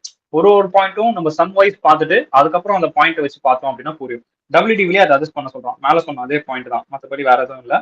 then such amount shall be treated as capital receipt or expenditure. So WDV adjust பண்ணதுக்கு அப்புறமா பேலன்ஸ் இருக்கு அப்படின்னா அது கேபிட்டல் எக்ஸ்பெண்டிச்சராவோ இல்ல கேபிட்டல் ரெசிப்டாவோ இருக்கும். அந்த ஃபாரெக்ஸ் அப்படிங்கிறது அது கொண்டு போயிடுவாங்க, கேபிட்டலைஸ் பண்ணுவாங்க அதை. ஓகேவா? அதுக்கு அடுத்து where the whole or any part of liability aforesaid is meet, okay, not by the assessee, okay, but directly or indirectly by any other person or authority, the liabilities so meet not taken into account for the purpose of this section. Okay, in case இப்போ மேல சொன்ன எதுவுமே அசசியால meet பண்ணப்படல எப்படின்னா, இது என்ன case அப்படின்னா, இப்போ கணீஷ் இருக்காருன்னு வச்சுப்போம். நான் வந்து பிசினஸ் பண்றேன். எனக்கு என்ன பண்றாருன்னா அவரு ஒரு அசட்டை வந்து வெளியில இருந்து வாங்கி தராரு, என் நேமுக்கு வாங்கி அவரு எனக்கு தராரு. ஓகேவா? சோ நான் இப்ப என்ன பண்றேன்னா என்னோட காசை கொண்டு வந்து நான் கொடுத்துட்டேன். ஓகே கணீஷ் இருந்தாங்க, என் காசு வந்து அவருக்கு அசட் வாங்கும் போது நான் காசு கொடுத்துட்டேன். கணீஷ் என்ன பண்றாருன்னா அவங்க கிட்ட வந்து ஒரு 30 நாளோ ஒரு 40 நாளோ கிரெடிட் டேர்ம் பேமெண்ட் டேர்ம் வந்து வாங்கியிருக்காரு. ஓகேவா? பட் என்கிட்ட சேல் பண்ணும்போது என்ன பண்ணிட்டாரு, நான் காசு கொடுத்து நான் வாங்கிட்டேன், என்னோட அசெட் வந்துருச்சு. இப்போ எனக்கு ஃபாரின் ஃபிளக்சுவேஷன் வருமா, நான் எனக்கு வருமானு கேட்டா வராது. லாஜிக்கலா வராது. கரெக்ட் தானே? ஏன்னா எனக்கு வாங்கி கொடுத்தது கணீஷ், இதுக்கும் எனக்கும் சம்மந்தமே கிடையாது. அஃபோர்செட் இப்போ மேல சொல்லு where the whole or any part of the liability aforesaid is meet not by the assessee. நான் தான் இங்க அசசி. என்னால இப்போ மேல சொல்லப்பட்ட ப்ரொவிஷன் ஏதாவது நான் மீட் பண்ணனா, டைரக்டாவோ இன்டைரக்டாவோ எதாலே நான் மீட் பண்ணவே இல்லை. எனக்கு அவர் வந்தாரு வாங்கி கொடுத்தாரு போயிட்டாரு அப்படின்னும் போது எனக்கு இந்த செக்ஷனுக்கு நான் கூட்டு வரும்னா அப்படின்னு கேட்டா நான் இது உள்ள வரமாட்டேன். அசட்டுக்கு நான் எப்பவும் போல டெப்ரிசியேஷன் நான் கிளைம் பண்ணிப்பேன், ஆக்சுவல் காஸ்ட் இவ்வளவு கொடுத்து வாங்கினேன் அப்படின்னு சொல்லிட்டு. ஆஸ் எ பர்சன் ஆஃப் கமிஷ் அவர் பிசினஸ் பாயிண்ட் ஆஃப் வியூ அவர் ஃபாரின் ஃபிளக்சுவேஷன் அவர் காமிச்சுப்பார். எப்படின்னா அவர் வாங்கி விற்கிறது அவரோட சர்வீஸ்க்கு காமிச்சுப்பார். ஓகேவா? நாட் மேனுஃபேக்சரிங், ஃபார் சர்வீஸ், அவரோட சர்வீஸ்க்கு அது ஃபாரின் ஃபிளக்சுவேஷன்ல அவர் எப்படி பண்ணுமோ அதை அவர் அவங்க பண்ணிப்பாரு. அண்டர்ஸ்டாண்ட் ஆச்சா? அதுதான் இந்த பாயிண்ட். அடுத்த பாயிண்ட். ஓகேவா? இப்போ சம் பாருங்க. இது Narayan textiles limited purchase a machinery from Germany for euro 1 lakh euro. Okay, on 3/9/2022. Though a term loan from Fortune Bank Limited. Okay, Fortune Bank Limited வந்து ஒரு லோன் தராங்க யாருக்குன்னா இவங்களுக்கு பர்ச்சேஸ் பண்றதுக்கு. The exchange rate on the date of acquisition was 65 rupees. Date of acquisition asset வாங்குற அன்னைக்கு 65 ரூபா. The assessee took forward exchange rate. Okay, forward exchange rate எடுத்துக்கிட்டானோ on 15/10/2023 அப்படின்ற ரேட் எடுத்துட்டான். when the rate specified in the contractல எவ்வளவு rate specify பண்ணிருக்காங்களா, 67 per USD கான்ட்ராக்ட்ல பண்ணிருக்காங்க. compute depreciation for the assessment year 2023-24 and then 24-25. ஏன் 23-24 வருது? ஓஹோ, ஒரு வருஷம் கழிச்சு தான் நான் பேமெண்ட்டே பண்ணியிருக்கேன். 2022 இங்க 2023டா. நான் கூட 2022 தான் நினைச்சேன். அப்போ 2023-24க்கும் 24-25க்கும் எவ்வளவு வரும்? அவனே இன்னொரு அடிஷனல் டெப்ரிசியேஷன் கொடுத்துட்டான். இதுனா பிளான்ட் அண்ட் மிஷினரியா? மிஷினரி வாங்குறதுனால அடிஷனல் டெப்ரிசியேஷன் வரைக்கும் நம்ம ஓடிடுவோம். நம்ம மைண்ட் அவ்வளவு யோசிக்கும்ல, ஆமாண்ணே அது வரும்னே அப்படின்ட்டு அவனே இக்னோர் பண்ண அப்படின்னு சொல்லிட்டான். ஓகேவா? ஸோ இக்னோர் பண்ணி எடுத்தோம் அப்படின்னா 1/4/2022 இந்த வருஷம் தான் நம்ம பர்ச்சேஸ் பண்ணோம். அந்த வருஷத்துல ஓப்பனிங் டபிள்யூடிவி ஏதாவது இருக்கான்னு கேட்டா இல்ல, நில்லு. எவ்வளவுக்கு வாங்கணும்? Asset purchase during the year எவ்வளவு வாங்குற அன்னைக்கு எவ்வளோ? $65. அப்ப $65 புக் பண்ணிடுவோம். ஃபர்ஸ்ட் அசட் அக்வயர் பண்ற அன்னைக்கு நம்ம புக் பண்ணோம் இல்லையா? நம்மளுக்கு புக்ல வந்து வரணும்ல, அசட் உள்ள வந்துச்சு அப்படின்னா நம்ம புக்ல என்ட்ரி போடணும்ல உள்ள வந்த உடனே. ஏன்னா என்ட்ரி போடாதான் டெப்ரிசியேஷன் எடுக்க முடியும். அப்போ அன்னைக்கு ரேட்ல என்ன இருக்கோ அப்போ அப்படி என்ட்ரி போட்டுருவீங்க. 65 லட்சத்துக்கு என்ட்ரி போட்டுருவீங்க உங்க புக்ல. என்ட்ரி போட்டாச்சு 65 லட்சம். அதுக்கப்புறம் டெப்ரிசியேஷன் நம்ம கொடுக்கணும் 15%. ஓகே, டெப்ரிசியேஷன் இதுல இருந்து நம்ம கொடுத்துட்டோம் 9,75,000. அதுக்கப்புறம் என்ன? Opening WD as on 1/4/2023. 1/4/2023ல ஓப்பனிங் டபிள்யூடிவி எவ்வளோ அப்படின்னு கேட்டோம்னா அதை மைனஸ் பண்ணோம் அப்படின்னா ஆன்சர் கிடைச்சிரும். 55,25,000. அகெயின் அகெயின் இப்ப என்ன நடக்குது? 65 ரூபாய். இப்போ நம்ம கரன்சி எவ்வளவு இன்க்ரீஸ் ஆயிருக்கு? 67 ரூபாய் இன்க்ரீஸ் ஆயிருக்கு. ஓகேவா? கிட்டத்தட்ட 2 ரூபாய் வந்து என்ன ஆயிருக்கு அப்படின்னா டிஃபரன்ஸ். இந்த டிஃபரன்ஸை கொண்டு வந்து நம்ம இங்க ஆட் பண்ணோம். ஏன்னா நம்மளுக்கு அது என்னது? அந்த டிஃபரன்ஸ் 2 ரூபா நம்மளுக்கு என்னது? Loss of ப்ராஃபிட்டா? ப்ராஃபிட்னா? ப்ராஃபிட்டா? 65 ரூபா கொடுக்க வேண்டிய 67 ரூபா கொடுக்குறோம்டா. லாஸ். அப்ப அதை தூக்கிட்டு வந்து இங்க ஆட் பண்ணோம்ல, நம்மளோட லாஸை கேப்எக்ஸ் பண்ணோம்ல, மறுபடியும் அசெட் கூட கேப்எக்ஸ் பண்ணுவோம் இல்லையா? அது கேபிட்டல் எக்ஸ்பெண்டிச்சர். அது இங்க அதுதானே சொன்னா கேபிட்டல் ரெசிப்டா இருக்கும் இல்ல கேபிட்டல் எக்ஸ்பெண்டிச்சரா இருக்கும். அப்ப தூக்கிட்டு வந்து அதை அப்படியே ஆட் பண்ணுங்க பார்க்கலாம். சூப்பரா. அதாவது அதுவும் எனக்கு ஒரு காஸ்ட் தான். அந்த காஸ்ட்டை நான் வந்து அதான் அந்த காஸ்ட்டை வந்து நான் எக்ஸ்பென்ஸ் காட்டாம என்னோட ஆக்சுவல் காஸ்ட் ஆஃப் அசெட் கூட ஆட் பண்ணிக்கிறேன். இப்போ அசெட்டை காசு கொடுத்து வாங்கின கணக்குல நான் அதை காமிச்சிக்கிறேன். புரியுதா? அந்த ரெகுலேஷன் நான் ஏன் ஆட் பண்றேன்னு புரியுதா அந்த இடத்துல உங்களுக்கு? புரியுதுண்ணா. குட். சோ அப்போ 2 lakhs ஆட் பண்ணோம் அப்படின்னா 57,25,000. இப்போ இதுல இருந்து டெப்ரிசியேஷன் அப்படி எடுப்பேன். 15% டெப்ரிசியேஷன் எடுத்து மறுபடியும் க்ளோசிங் டபிள்யூடி காட்டும். ஏன் இந்த இடத்துல நம்ம 2 ரூபா எடுத்தோம்? பைத்தியக்காரத்தை கூறி பையன் கான்ட்ராக்ட் போட்டான். நான் சொன்னலையா, ஃபார்வர்ட் கான்ட்ராக்ட் போட்டா அந்த ஆப்ளிகேஷன் நம்ம ஃபுல்ஃபில் பண்ணி ஆகணும்னு. சோ அதை ஃபுல்ஃபில் பண்ணியே ஆகணும். அதனால அந்த 2 ரூபா டிஃபரன்ஸ். மேபி அவன் கான்ட்ராக்ட் போடாம இருந்து அந்த பேமெண்ட் பண்ற டேட் அன்னைக்கு என்ன ரேட் இருக்கோ அது படி எடுத்துக்கலாம். மேபி பேமெண்ட் பண்ற இப்போ இந்த கான்ட்ராக்ட் படி 67 ரூபா இருக்கா? கான்ட்ராக்ட் 67 ரூபா. அவன் பேமெண்ட் பண்ண டேட் என்ன? 5/10/23 வச்சுக்கோமே. கான்ட்ராக்ட்ல 67 ரூபா கொடுத்துருக்கான். ஆனா அங்க ப்ரிவைல் ஆயிட்டு இருக்கும், மார்க்கெட்ல ப்ரிவைல் ஆயிட்டு இருக்கீங்க ஒரு ரேட்டு, அதுவே 63 ரூபா தான். தலைவனுக்கு எவ்வளவு லாஸ் அப்போ? 67 ரூபானா 4 லட்சம் ரூபா லாஸ். 63 ரூபா ப்ரிவைல் ஆயிருந்தா மைட் பி அப்படி. ஓகேவா? சோ அதே மாதிரி இந்தியன் கரன்சி விலை ஏறுது அப்படின்றதுனால இந்தியன் கரன்சி அப்ரிசியேட் ஆகுதான்னு கேட்டா கிடையாது. இந்தியன் கரன்சி டெப்ரிசியேட் தான் இருக்கு. $1 வந்து 63 ரூபா வாங்கின இடத்துல இப்ப 67 ரூபா கொடுத்து வாங்குறோம் அப்படின்னு யோசிக்கணும். புரியுதா? ஆப்போசிட்டா யோசிக்கணும். ஜெனரல் நம்ம மைண்ட் எப்படி யோசிக்கும்? இந்தியன் கரன்சி வேல்யூ இன்க்ரீஸ் ஆகுது, அப்போ நம்ம கரன்சி தான் இன்க்ரீஸ் ஆகுதுன்னா இன்க்ரீஸ் இல்லாது, ஆக்சுவலா டிக்ரீஸ். எப்படி அப்படின்னா இப்போ $1 வந்து 63 ரூபா கொடுத்து வாங்கின இடத்துல இப்போ $1 67 ரூபா கொடுத்து வாங்குறோம் அப்படின்னு நீங்க யோசிக்கணும். புரியுதா நான் சொல்ல வர பாயிண்ட்? அண்டர்ஸ்டாண்ட் ஆகுதா? ஆப்போசிட் ரியாக்ஷன் இது. புரியுதுண்ணா. அது கொஞ்சம் நீங்க மைண்ட்ல ஏத்துனா கொஞ்சம் லைட்டா கேர் ஆகிற மாதிரி இருக்கும். ஆனா அதுதான் உண்மை. இந்தியன் கரன்சி அதிகமாகுது, ரேட் அதிகமாகுது. இப்போ ஃபார் எக்ஸாம்பிள் நேற்று $80 ரூபா, இன்னைக்கு 82 ரூபா அப்படின்னா இந்தியன் கரன்சி சூப்பர் அதிகமாயிருக்கு, 82 ரூபா இருக்கு. அப்படி இல்ல, இந்தியன் கரன்சி டெப்ரிசியேட் ஆகிருக்கு. நேற்று 80 ரூபா கொடுத்து வாங்கின ஒரு பொருள் இன்னைக்கு 82 ரூபா கொடுத்து வாங்குறோம் அப்படின்ற கணக்கு. அப்போ 80 ரூபா கொடுத்து வாங்கின $1 இன்னைக்கு 82 ரூபா கொடுத்து வாங்குறோம் அப்படின்ற கணக்கு. ஓகேவா? சோ அதனாலதான் இந்த இடத்துல அதை ஆட் பண்ணோம், அந்த எக்ஸ்பென்ஸ் சொல்லிட்டு. சோ இது கொஞ்சம் உல்டால கடி மெத்தட், அப்படிதான் யோசிக்கணும். நான் அப்படிதான் ஞாபகம் வச்சுப்பேன். ஓகே, நம்மளுக்கு இதுதான், அதாவது நான் இப்படி ஞாபகம் வச்சுக்கிறது எப்படின்னா இன்க்ரீஸ் ஆகுதா நல்லது, அப்ப அதுக்கு ஆப்போசிட் கெட்டது, அப்ப இது வந்து டெப்ரிசியேஷன். இப்படிதான் நான் படிக்கும் போது எனக்கு கொஞ்சம் ரிமெம்பர் ஆகணும் அப்படின்னு. அதுக்கப்புறம் ப்ராக்டிக்கலா கொஞ்சம் கொஞ்சம் இம்ப்ளிமெண்ட் பண்ணும்போது நம்மளுக்கு கொஞ்சம் கொஞ்சம் அண்டர்ஸ்டாண்ட் ஆகும். ஓகேவா? So this is all about your foreign fluctuation, forex, actual asset cost. Okay, done. So next என்னன்னு பாத்தீங்கன்னா taxation of foreign exchange fluctuation. இது நீங்க காமனா இது ப்ரொவிஷன் தான். ஜஸ்ட் ஒரு கோத்ரூ பண்ணுங்க. மேல என்ன பார்த்தோமோ அதே தான். அந்த ஃபாரின் எக்ஸ்சேஞ்ச் ஃபிளக்சுவேஷனுக்கு என்ன நடக்கும் அப்படின்ற மாதிரி கொடுத்துருப்போம். அந்த கெயின் வந்து மானிட்டரி ஐட்டம்ஸ் நான் மானிட்டரி ஐட்டம்ஸ் இன்க்ளூட் பண்ணும் அப்படின்னு கொடுத்துருப்போம். அதுக்கப்புறம் அன்அப்சர்வ் டெப்ரிசியேஷன் இது வரைக்கும் முடிச்சிட்டோம்னா டெப்ரிசியேஷனே முடிஞ்சிச்சு. அமால்கமேஷன் டிமர்ஜர் போட்டோம்னா நீங்க அப்படியே பாத்துருவீங்கன்னு வச்சுக்கோங்க. ICDS with transactions the demerger company ratio number wise நம்ம பிரிச்சு கொடுப்போம், நம்பர் வைஸ் நம்ம பிரிச்சு கொடுப்போம். இது என்னன்னா இந்த அமால்கமேஷன் டிமர்ஜர் நான் சொல்றேன். இப்போ டிமர்ஜ் ஆகுது அப்படின்னும் போது 6 மாசம் ஒரு கம்பெனியா இருந்திருக்கும். இப்போ ஐடிசி வந்து சிகரெட் கம்பெனி தனியா, ஃபுட்டு இல்ல நோட் தயாரிக்கிற கம்பெனி தனியா பிரிக்கிறான். அப்ப இங்க இருந்து ஒரு அசட் இங்க கொண்டு போறான் அப்படின்னா இந்த ஐடிசி அதை 6 மாசம் யூஸ் பண்ணிருப்பான், இவன் 6 மாசம் யூஸ் பண்ணிருக்கான் அப்படின்னா இந்த ரேஷியோ வைஸ் நம்ம பிரிச்சு கொடுத்துடணும். டேட் வைஸ் ஓகேவா. டிமர்ஜர்லயும் சரி அமால்கமேஷன்லயும் சரி ரெண்டுத்திலயும் இந்த மாதிரி வந்து ரேஷியோ வைஸ் பிரிச்சு கொடுத்துடணும். ஓகே 6 மாசம் யூஸ் பண்ணியா 6 மாசம் டெப்ரிசியேஷன் நீ ஏத்துக்கோ, 6 மாசம் யூஸ் பண்ணி 6 மாசம் டெப்ரிசியேஷன் நீ ஏத்துக்கோ. அந்த மாதிரி டெப்ரிசியேஷன் ரேட்டை கண்டுபிடிச்சிட்டு அந்த ரேட்டை வந்து இவங்களுக்கு ஏற்ற மாதிரி அலோகேட் பண்ணி கொடுத்துருவோம் அவங்க புக்ஸ் ஆஃப் அக்கௌண்ட்ஸ்க்கு. அதுக்கப்புறம் கன்சாலிடேட் பண்ணும்போது ஒரே டெப்ரிசியேஷன் வேல்யூ தான் வரும்.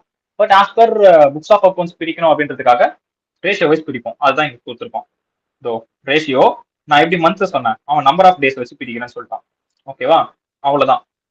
டிமர்ஜர் அண்ட் இதுக்கு அக்விசிஷனுக்கு இருக்கிறதுனால அவன் சம்ஸ் எதுவும் கொடுக்கல. ஃபைனல் இது இருக்கு, ஸோ அதுல சம்ஸ் நிறைய இருக்கும். ஓகேவா. ஸோ திஸ் இஸ் டிமர்ஜரா. Mandatory depreciation for estimated 2023 all condition of that depreciation shall be available whether the RCC has claimed or not the same. Okay. RCC claim பண்ணலனாலும் சரி claim பண்ணலனாலும் சரி நீங்க என்ன பண்ணுமா, depreciation as per அந்த section 32 படி தான் பண்ணுமா. எப்போதுல இருந்து 2002 and 2003 இருந்து. ஓகேவா, இது மேண்டேட்டரி ப்ரொவிஷனா. நீ கிளைம் பண்ணாம போ, என்னமோ பண்ணாலும் மேண்டேட்டரியே நாங்க என்ன பண்ணுவோம்னா 32 படி தான் டெப்ரிசியேஷன் கால்குலேட் பண்ணுவோம் as per ஐடி ஆக்ட் சொல்றது. ஓகேவா, நீ செமையா இருக்குடா இது. அந்த பெனிஃபிட் நீ எடுக்காம போனா நான் கால்குலேட் பண்ணுவோம் அப்படின்ற மாதிரி இருக்கு. சரி ஓகே, இப்போ இந்த அன்அப்சர்வ் டெப்ரிசியேஷன் அப்படின்ற கான்செப்ட் மட்டும் நம்ம முடிச்சுட்டு இது முடிச்சு நம்ம ஈவினிங் ஸ்டார்ட் பண்ணிப்போம். ஏன்னா இது ஒன்று மட்டும் முடிச்சுட்டா அதுக்கப்புறம் நியூவா ஃப்ரெஷ்ஷாக ஸ்டார்ட் பண்ணலாம் அந்த ஸ்பெசிஃபைட் பிசினஸ்ல இருந்து. ஸ்பெஷல் டிரெக்ஷன்ஸ் இது டீ காஃபி பிசினஸ் வர இருக்கா இன்னும். சரி ஓகே, ஸோ இந்த அன்அப்சர்வ் டெப்ரிசியேஷன் அப்படிங்கிறது என்ன அப்படின்னா, ஃபார் எக்ஸாம்பிள் இப்போ 2022 எனக்கு ஒரு டெப்ரிசியேஷன் இருந்திருக்கு. நான் இந்த எக்ஸ்பென்ஸை வந்து கிளைம் பண்ணணும்னு நினைக்கிறேன். ஓகேவா, ஆனா எனக்கு என்னன்னா ஆல்ரெடி லாஸ் தான் இருக்கு, என் பிசினஸ்ல லாஸ் தான் இருக்கு, ஆல்ரெடி லாஸ்ல போயிட்டு இருக்கு. அப்ப நான் என்ன பண்ணுவேன்னா அந்த டெப்ரிசியேஷன் கிளைம் பண்ண மாட்டேன். ஆஸ் பர் ஐடி ஆக்ட் அந்த டெப்ரிசியேஷன் நான் எடுத்துக்க மாட்டேன். ஏன்னா ஆல்ரெடி எனக்கு லாஸ்ல போகுது, மறுபடியும் நான் ஏன் அந்த டெப்ரிசியேஷன் எடுத்துக்கணும் அப்படின்னு சொல்லிட்டு 2022 இருந்து 2023 அந்த டெப்ரிசியேஷன் நான் கொண்டு வருவேன். மறுபடியும் 2024 அந்த டெப்ரிசியேஷன் கொண்டு வருவேன். அந்த டெப்ரிசியேஷன் வந்து கேரி ஃபார்வர்ட் பண்ணிட்டே இருப்பேன். அப்போ அடுத்து வரும்போது அது என்ன ஆயிடும், அன்அப்சர்வ் டெப்ரிசியேஷனா மாறிடும். ஏன்னா லாஸாவே பண்ணிட்டு இருக்கேன். ஓகேவா, அதுக்கப்புறம் 2025 ஏதோ ஒரு ப்ராஃபிட் பண்றேன் அப்படின்னா அந்த ப்ராஃபிட்ல இருந்து இதை நான் மைனஸ் பண்ணிப்பேன். இந்த அன்அப்சர்வ் டெப்ரிசியேஷன் மொத்தமா கேரி ஃபார்வர்ட் பண்ணி கொண்டு வந்தேன் இல்லையா, அதுல எவ்வளவு இருக்கோ அது எல்லாத்தையும் நான் மைனஸ் பண்ணிப்பேன். ஏன் என்ன காரணம் அப்படின்னா சில கேசஸ்லாம் நம்ம பார்த்தோம், கேரி ஃபார்வர்ட் பண்றது 8 வருஷம் 4 வருஷம் செட் ஆஃப் கேரி ஃபார்வர்ட் பண்ணுவோம் நான் சொல்றேன்.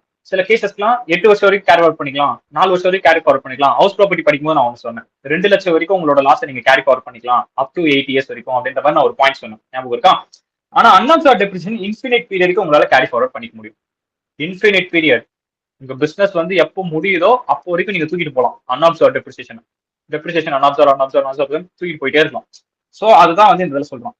இப்போ படிச்சு பாத்தீங்கன்னா உங்களுக்கு இந்த பாயிண்ட் எல்லாம் ஈஸியா புரிஞ்சிடும். Depreciation which could not be fully deducted from the profit and gains from the current year of the business due to insufficient profit. ப்ராஃபிட்டே இல்ல, அங்க லாஸ் தான் நடந்துட்டு இருக்கு அப்படின்னா அப்ப டெப்ரிசியேஷன் உங்களால கேரி ஃபார்வர்ட் பண்ண முடியாது. Then the depreciation become unabsorbed depreciation.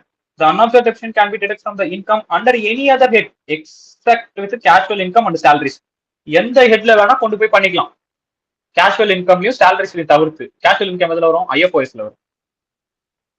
ஓகேவா, அதுலயும் சேலரிஸை தவிர்த்து மத்த எந்த ஹெட்ல வேணா நீங்க என்ன பண்ணிக்கலாமா, அன்அப்சார்ப்ட் டெப்ரிசியேஷன் கொண்டு போயிட்டு டிடெக்ட் பண்ணிக்கலாமா. கேபிட்டல் கெயின் இருக்கா, போய் டிடெக்ட் பண்ணிக்கோ. வேற என்ன, ஹவுஸ் ப்ராப்பர்ட்டியில இன்கம் இருக்கா, கொண்டு போய் டிடெக்ட் பண்ணிக்கோ. பிஜிபிபி தான் இப்ப பாத்துட்டு இருக்கோம். இன்னொரு ஹெட் என்னடா, அவ்வளவுதான், அதான் சேலரிஸ் வராதுன்னு சொல்லிட்டாங்க, அவ்வளவுதான். ஓகேவா, சோ அப்போ மத்த ஹெட்ல நீ கொண்டு போய் என்ன பண்ணிக்கலாம், டிடெக்ட் பண்ணிக்கலாம் அப்படின்னு ட்ரீட்மெண்ட்டை கொடுத்துட்டான். இஃப் டெப்ரிசியேஷன் ஸ்டில் ரிமைன் அன்அப்சார்ப்ட், இன்னமும் அது அன்அப்சார்ப்ல இருக்கு அப்படின்னா it can be carry forward infinite period and can be set off against any income of the assessee. ஓகேவா, கேஷுவல் இன்கம் சேலரிஸ்ல எப்பவுமே ஆகாது. இன்ஃபினிட் பீரியடுக்கு நம்ம தூக்கிட்டு போய் என்ன பண்ணிக்கலாம், அட்ஜஸ்ட் பண்ணிக்கலாம். சோ அதனால லாஸ் இருக்கு அப்படின்னா அப்ப டெப்ரிசியேஷன் இருக்குன்னா அது அன்அப்சார்பா வச்சுக்கிறது நல்லது. ஓகேவா, அடுத்து சில notes. It is not necessary that the same business would be continue. அடேங்கப்பா, இப்போ நான் வந்து ஒரு டெக்ஸ்டைல் பிசினஸ் பண்ணிட்டு இருக்கேன். என்கிட்ட அன்அப்சர்வ்ட் டெப்ரிசியேஷன் இருக்கு. டக்குன்னு இப்போ சரவணா ஸ்டோர்ஸ் மாதிரி டெக்ஸ்டைல்ஸ் பிசினஸ் வந்து நான் இது மாதிரி மாத்திட்டேன். என்ன சொல்லலாம், ஒரு டிபார்ட்மெண்டல் ஸ்டோர் மாதிரி. அதர்வைஸ் வந்து டெக்ஸ்டைல்ஸ் கார்மெண்ட்ஸ். இப்போ இந்த வசந்த் அண்ட் கோலாம் இருக்கான் இல்லையா, அவங்க எப்படி பண்றாங்க அது அது என்னப்பா அது பேர் என்னப்பா, இந்த டிவி ஃபிரிட்ஜ் வாங்குற கடை பேர்லாம் ஹோம் அப்ளைன்சஸ் அந்த மாதிரிலாம் சொல்லுவாங்க இல்லையா.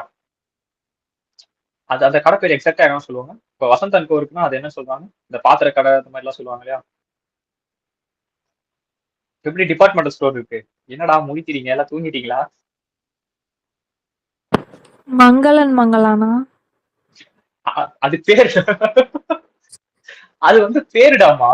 அதாவது மங்களன் மங்கள் அப்படிங்கிறது மேபி அவங்க வீட்டுல இருக்கவங்களோட பேரா இருக்கலாம், அந்த மாதிரி இருக்கலாம். எனக்கு என்னன்னா, இப்போ அந்த ஃப்ரிட்ஜ் டிவி அதுக்கப்புறம் அந்த பாத்திரம் எல்லாம் வைக்கிறதுக்குன்னு இப்போ ப்ரொவிஷனல் ஸ்டோர்ஸ் அப்படின்னா அது எப்படி, இப்போ மளிகடைக்கு வந்து வேற எதனா கூட இருக்கலாம், கண்ணன் டிபார்ட்மெண்டல் ஸ்டோர்ஸ், அப்போ கண்ணன் இருக்கலாம். அதுக்கு வந்து ப்ரொவிஷனல் ஸ்டோர்ஸ் அப்படின்னு ஒண்ணு இருக்கு இல்லையா. அந்த மாதிரி சூப்பர் மார்க்கெட், அப்போ சூப்பர் மார்க்கெட் உங்க பேர் கூட இருக்கலாம், அனுஷா சூப்பர் மார்க்கெட். ஆனா சூப்பர் மார்க்கெட்னு ஒரு காமன் நேம் இருக்கு இல்லையா, அந்த மாதிரி காமன் நேம் வசந்த் அன்கோ அப்படின்னா அது ஒரு அந்த ஃப்ரிட்ஜ் அதெல்லாம் இருக்கும், அதுக்கு ஒரு காமன் நேம். பாத்திர கடனா? அது இங்கிலீஷ்ல. இங்கிலீஷ்ல யுட்டென்சில்ஸ் இல்ல யூட்டிலிட்டி அந்த மாதிரி. யுட்டென்சில்ஸ்ன்றது பாத்திரம், அதுக்கு இங்கிலீஷ் யுட்டென்சில்ஸ் அது எனக்கு தெரியுது. அந்த ஷாப்புக்கு ஏதோ ஒரு நேம் இருக்கும் பாலா, எனக்கு எக்ஸாக்டா அது வரல. இப்போ எப்படி டெக்ஸ்டைல்ஸ்னா உள்ள துணி, எப்படி சொல்றது, அதுதான் இப்போ டெக்ஸ்டைல்ஸ் துணி கடை. ஆனா இப்போ சுனிதா டெக்ஸ்டைல்ஸ் அப்படின்னா அப்போ சுனிதா பேர்ல அந்த டெக்ஸ்டைல்ஸ் இருக்கு, டெக்ஸ்டைல்ஸ்னு ஒரு காமன் வேர்டு வருது இல்லையா. அந்த மாதிரி இப்போ வசந்த் அண்ட் கோ அப்படின்னா வசந்த் அண்ட் கம்பெனி அப்படின்னு வருதா. ஓகே, மேபி அது கம்பெனியா இருக்கலாம். ஆனா அதுக்கு எக்ஸாக்டா ஒரு பேர் இருக்கு, அது எனக்கு தெரியல. இதுக்கு எதை சொல்லுவாங்க, யாருக்காவது ஞாபகம் வருதா? இன்னும் ஞாபகம் இல்லை, சரி விட்டுருங்க. அப்போ நான் இதை அன்அப்சர்வ்டே வச்சுக்கிறேன், வச்சுட்டு இதை வசந்த் அண்ட் கோனே வச்சுக்கிறேன். ஓகேவா. சோ இப்போ நான் டெக்ஸ்டைல் பிசினஸ்ல வந்து எனக்கு அன்அப்சர்வ்ட் டெப்ரிசியேஷன் இருக்கு. ஆனா நான் டெக்ஸ்டைல் பிசினஸ் டிஸ்கண்டினியூ பண்ணிட்டேன். அந்த பிசினஸ் பதிலா வசந்த் அண்ட் கோ நான் கண்டினியூ பண்றேன். இப்படி கண்டினியூ பண்ணாலும் வசந்த் அண்ட் கோ கீழே நான் இப்போ இந்த அன்அப்சர்வ்ட் டெப்ரிசியேஷன் எடுத்துக்க முடியுமா அப்படின்னு கேட்டா எஸ், எடுத்துக்க முடியும். அதுதான் அவங்க சொல்ல வரோம். சேம் பிசினஸ் ரன் ஆகணுமான்னு கேட்டா நெசசரி கிடையாது, அதுதான் அவங்க சொல்ல வரோம். டெக்ஸ்டைல் பிசினஸ்ல நம்ம வேற எதனா பிசினஸ் பண்றோம், பாத்திர கடை அந்த பிசினஸ் நம்ம பண்றோம் அப்படின்னாலும் டெக்ஸ்டைல் பிசினஸ்ல இருக்கக்கூடிய அன்அப்சர்வ்ட் டெப்ரிசியேஷன் கொண்டு போயிட்டு அதுக்கு கீழே நம்ம பண்ணிக்கலாம் அப்படின்னு சொல்ல வரோம். ஓகேவா. ஆனா அந்த பேர் என்னன்னு தெரியல, நான் போய் பார்த்துட்டு வந்து உங்களுக்கு நாளைக்கு சொல்றேன். அண்ணா நெக்ஸ்ட் எலக்ட்ரானிக்ஸ் அண்ட் அப்ளையன்சஸ் அண்ணா. எலக்ட்ரானிக்ஸ் அண்ட் அப்ளைன்சஸ் தான். அதான் ஹோம் அப்ளைன்சஸ். இந்த கோயம்புத்தூர் ஹோம் அப்ளைன்சஸ் நான் எங்கே கேள்விப்பட்டிருக்கேன். அப்புறம் அந்த கிரியாஸ் இதெல்லாம் கேள்விப்பட்டிருக்கேன். அதான் எலக்ட்ரானிக் அண்ட் அப்ளைன்சஸ் அந்த ஸ்டோர்ஸ் தான். கரெக்ட். சோ அந்த அதாவது டெக்ஸ்டைல்ஸ் பிசினஸ்ல இருந்து இப்ப நான் அந்த பிசினஸ் மாறுறேன் அப்படின்னா டெக்ஸ்டைல்ஸ் பிசினஸ்ல இருக்கக்கூடிய அன்அப்சர்வ்ட் டெப்ரிசியேஷன் நான் கிளைம் பண்ணிக்கலாமா அப்படின்னு கேட்டா எஸ், அப்கோர்ஸ் பண்ணிக்கலாம். Set off purpose set off பண்ணும்போது என்ன சொல்றோம் அப்படின்னா இந்த ஆர்டர் வைஸ் செட் ஆஃப் பண்ணுங்க. செட் ஆஃப்னா என்ன, ப்ராஃபிட்ல இருந்து நீங்க மைனஸ் பண்ணுவீங்க, அதான செட் ஆஃப். எந்த ஆர்டர் வைஸ் அவன் மைனஸ் பண்றான் அப்படின்னா first current year depreciation minus பண்ண சொல்றான் ப்ராஃபிட் இருந்தா. ஓகேவா. கரண்ட் இயர் டெப்ரிசியேஷன் மைனஸ் பண்ணிட்டு பாட் ஃபார்வர்ட் லாஸஸ் செகண்டா மைனஸ் பண்ண சொல்றான். ஏன்னா 8 வருஷம் வரைக்கும் தான் உங்களால இது கொண்டு போக முடியும். ப்ரீவியஸ் இயரோட லாஸ் எல்லாமே ப்ரீவியஸ் இயரோட லாஸ் இருக்கு அப்படின்னா உங்களால 8 வருஷம் வரைக்கும் தான் கேரி ஃபார்வர்ட் பண்ண முடியும். அதனால அதை செகண்டா மைனஸ் பண்ண சொல்லிட்டு ஏன் இதை தேர்டா மைனஸ் பண்ண சொல்றோம் அன்அப்சர்வ்ட் டெப்ரிசியேஷன், ஏன்னா அது இன்ஃபினிட் பீரியட் வரைக்கும் நம்ம கொண்டு போகலாம். அதனால அன்அப்சர்வ்ட் டெப்ரிசியேஷன் தேர்டா மைனஸ் பண்ண சொல்றோம். ஓகேவா. செட் ஆஃப் பர்பஸ்க்கு நீங்க ஃபர்ஸ்டே கொண்டு போய் அன்அப்சர்வ்ட் டெப்ரிசியேஷன் மைனஸ் பண்ணி கிளைம் பண்ணிட்டீங்க அப்படின்னா பாட் ஃபார்வர்ட் லாஸஸ் பெண்டிங் நின்றுட்டே இருக்கும். 8 வருஷத்துக்குள்ள நீங்க பாட் ஃபார்வர்ட் லாஸஸ் எடுக்கல அப்படின்னா லாப்ஸ் ஆயிடும், உங்களால எடுத்துக்கவே முடியாது. அதுக்கப்புறம் பாட் ஃபார்வர்ட் லாஸஸ் உங்களால எடுத்துக்கவே முடியாது. சோ அதனால அவனே வந்து கொடுத்துட்டான், இந்த ஆர்டர் வைஸ் நீங்க எடுத்தீங்கன்னா உங்களுக்கு ஒரு பெனிஃபிட் அப்படின்னு ஆர்டர் வைஸ் கொடுத்துட்டான். ஓகேவா. Third, subject to 72-73, amount to be depreciation following previous year and deemed to be depreciation allowances for the previous year and so on succeeding previous year. Okay, 72-73 sections படி by சொல்லிருக்கான். 72-73 நான் already ஏதோ எழுதி வச்சேன், ஒரு நிமிஷம் இருங்க, இதெல்லாம் இம்பார்ட்டன்டா நான் செக் பண்றேன். 72-73 எங்கப்பா இருக்கு? ஓகே, 72-73 எதை பத்தி பேசுது அப்படின்னா carry forward set off the business loss other than speculation business. Okay, speculation business loss தவிர்த்து மத்த இதெல்லாம் வருது இல்லையா. சோ அதெல்லாம் 72-73 வருது அப்படின்ற மாதிரி சொல்லியிருக்கான். நாட் மச் இம்பார்ட்டன்ட், ஜஸ்ட் நீங்க அதை தெரிஞ்சுக்கிட்டா போதும். எனக்கு தெரிஞ்சு அதை ஃபர்ஸ்ட் செகண்ட் பாயிண்ட் வரைக்கும் உங்களுக்கு தெரிஞ்சா ஓகே. அதுக்கப்புறம் 4th point, unobserved depreciation shall be allowed to carry forward any number of years. Such carry forward unobserved depreciation may be set off against any income. அத மறுபடியும் சொன்னதே சொல்லியிருக்கான். unobserved depreciation can be carry forward even return of income. Okay, இது ஒரு point important. நீங்க return of income file பண்ணலனாலுமே உங்களால என்ன பண்ண முடியும், unobserved depreciation கேரி ஃபார்வர்ட் பண்ணிக்க முடியும். செட் ஆஃப் பத்தி பேசல, கேரி ஃபார்வர்ட் பத்தி பேசலாம். ஓகே, கேரி ஃபார்வர்ட் பண்ணிக்க முடியும். அதுக்கப்புறம் நீங்க எப்போ ஃபைல் பண்றீங்களோ அப்போ செட் ஆஃப் பண்ணிக்க முடியும். ஏன்னா செட் ஆஃப் பண்ணி தான் ஃபைலே பண்ணுவோம், கேரி ஃபார்வர்ட் மட்டும் பண்ணிக்கலாம்னு சொல்லிட்டோம். நீங்க ரிட்டர்ன் ஆஃப் இன்கம் ஃபைல் பண்ணணும். ஓகேவா? ஸோ உங்களுக்கு இப்போ என்னென்ன பாயிண்ட் இதுல இம்பார்ட்டன்ட் அப்படின்னா, first and then second and then fifth. ஓகேவா? அவ்வளவுதான். மற்றதெல்லாம் வந்து காமன் பாயிண்ட்ஸ் தான். 72 73 வந்து ஸ்பெகுலேஷன் பிசினஸ் தவிர்த்து வேற எதனா லாஸ் இருந்துச்சுன்னா அதை பத்தி பேசியிருக்கோம். ஓகேவா? First, second, fourth and fifth, this are the points are important for unobserved depreciation. ஆல்வேஸா உங்களுக்கு அன்அப்சர்வ் டெப்ரிசியேஷன் என்னன்னு தெரிஞ்சிருக்கும். ஓகேவா? செட் ஆஃப் கேரி ஃபார்வர்ட் பண்ணும்போது இப்போ ஈஸியா இருக்கும் உங்களுக்கு unobserved depreciation. Set of carry ஃபார்வர்ட்ல ஒரு சம் இருக்கு அன்அப்சர்வ் டெப்ரிசியேஷன். ஓகேவா? ஸோ நம்ம அதில் பார்ப்போம். You don't worry. ஓகேப்பா. So up to this point we completed, right? So go through பண்ணுங்க. ஈவினிங் வந்து நம்ம மறுபடியும் அடுத்து ஃபர்ஸ்ட் சாப்டர் ஸ்டார்ட் பண்ணுவோம். ஸோ இன்னைக்கு ஃபுல்லா காலையில இருந்து எதுல இருந்து பார்த்தோம்? அடிஷனல் டெப்ரிசியேஷன்ல இருந்து பார்த்தோம். கரெக்டா? அடிஷனல் டெப்ரிசியேஷன் ஆரம்பிச்சு ஸ்லம் ஸ்கேல் வழியாக வந்து அதுக்கப்புறம் பவர் யூனிட்டுக்கு வந்து எஸ்எல்எம் பேசிஸ்ல கால்குலேட் பண்ணுவோம் சொல்லி டெர்மினல் டெப்ரிசியேஷன்னா என்ன, பேலன்சிங் சார்ஜஸ்னா என்னன்னு பார்த்துட்டு அப்படியே ஆக்சுவல் காஸ்ட் உள்ள பூந்து ஃபாரின் ஃபிளக்சுவேஷனுக்கு வந்து தென் டெப்ரிசியேஷன் அன்அப்சர்வ் டெப்ரிசியேஷனா என்னன்னு பார்த்துட்டு டிமர்ஜர், மர்ஜர், அக்விசிஷன்ல என்ன நடக்கும், அமால்கமேஷன்ல என்ன நடக்கும் அப்படின்னு பார்த்துட்டு என் பண்ணி வச்சிருக்கோம். ஓகேவா? ஸோ நெக்ஸ்ட் ஃப்ரெஷ்ஷா வந்து டீ காஃபி பிஸ்னஸ்லாம் ரன் ஆகுறது எப்படி அப்படின்றத பார்த்துருவோம். இதெல்லாம் ஒண்ணுமே கிடையாது, ஈஸி தான். சும்மா பெருசு பெருசா இருக்கும், துப்புநூண்டு தான். இதெல்லாம் குட்டியா ஒரு பிபிடியில முடிச்சு வச்சிருக்கேன் இது ரெண்டுத்தையும் சேர்த்து. ஓகேவா? ஸோ ஜஸ்ட் வெறும் ப்ரொவிஷன் மட்டும் தான் இருக்கும் இது எல்லாத்துலயுமே, சம்ஸ் எதுவுமே இருக்காது. பட் நம்ம கொஞ்சம் ரிமெம்பர் பண்ற மாதிரி இருக்கும், அவ்வளவுதான். ஈஸி தான். இது ரெண்டும் சேர்த்து ஒரு குட்டியா ஒரு பாக்ஸ்ல முடிச்சிருக்கோம் பிபிடியில. ஓகேவா? ஓகே. ஸோ ஈவினிங் வந்துட்டோன்னே நம்ம அதை ஸ்டார்ட் பண்ணுவோம். ஸ்டார்ட் பண்ணோம் அப்படின்னா ஆப்வியஸா ஸ்பெசிஃபைட் பிசினஸ்லாம் முடிச்சிருவோம்னு நினைக்கிறேன். எனக்கு தெரிஞ்சு ஸ்பெசிஃபைட் பிசினஸ் முடிச்சிட்டோம் அப்படின்னாலே ஓரளவுக்கு ஓவர் ஆயிடும். அதுக்கப்புறம் உங்களுக்கு மேஜரா வந்து பிரசன்டிவ் ஸ்கீம் சொல்லி தர மாதிரி தான் இருக்கும். மற்றதெல்லாம் ப்ரொவிஷன்ஸ் கண்டர்லேயே ஓடிடும். ஓகேவா?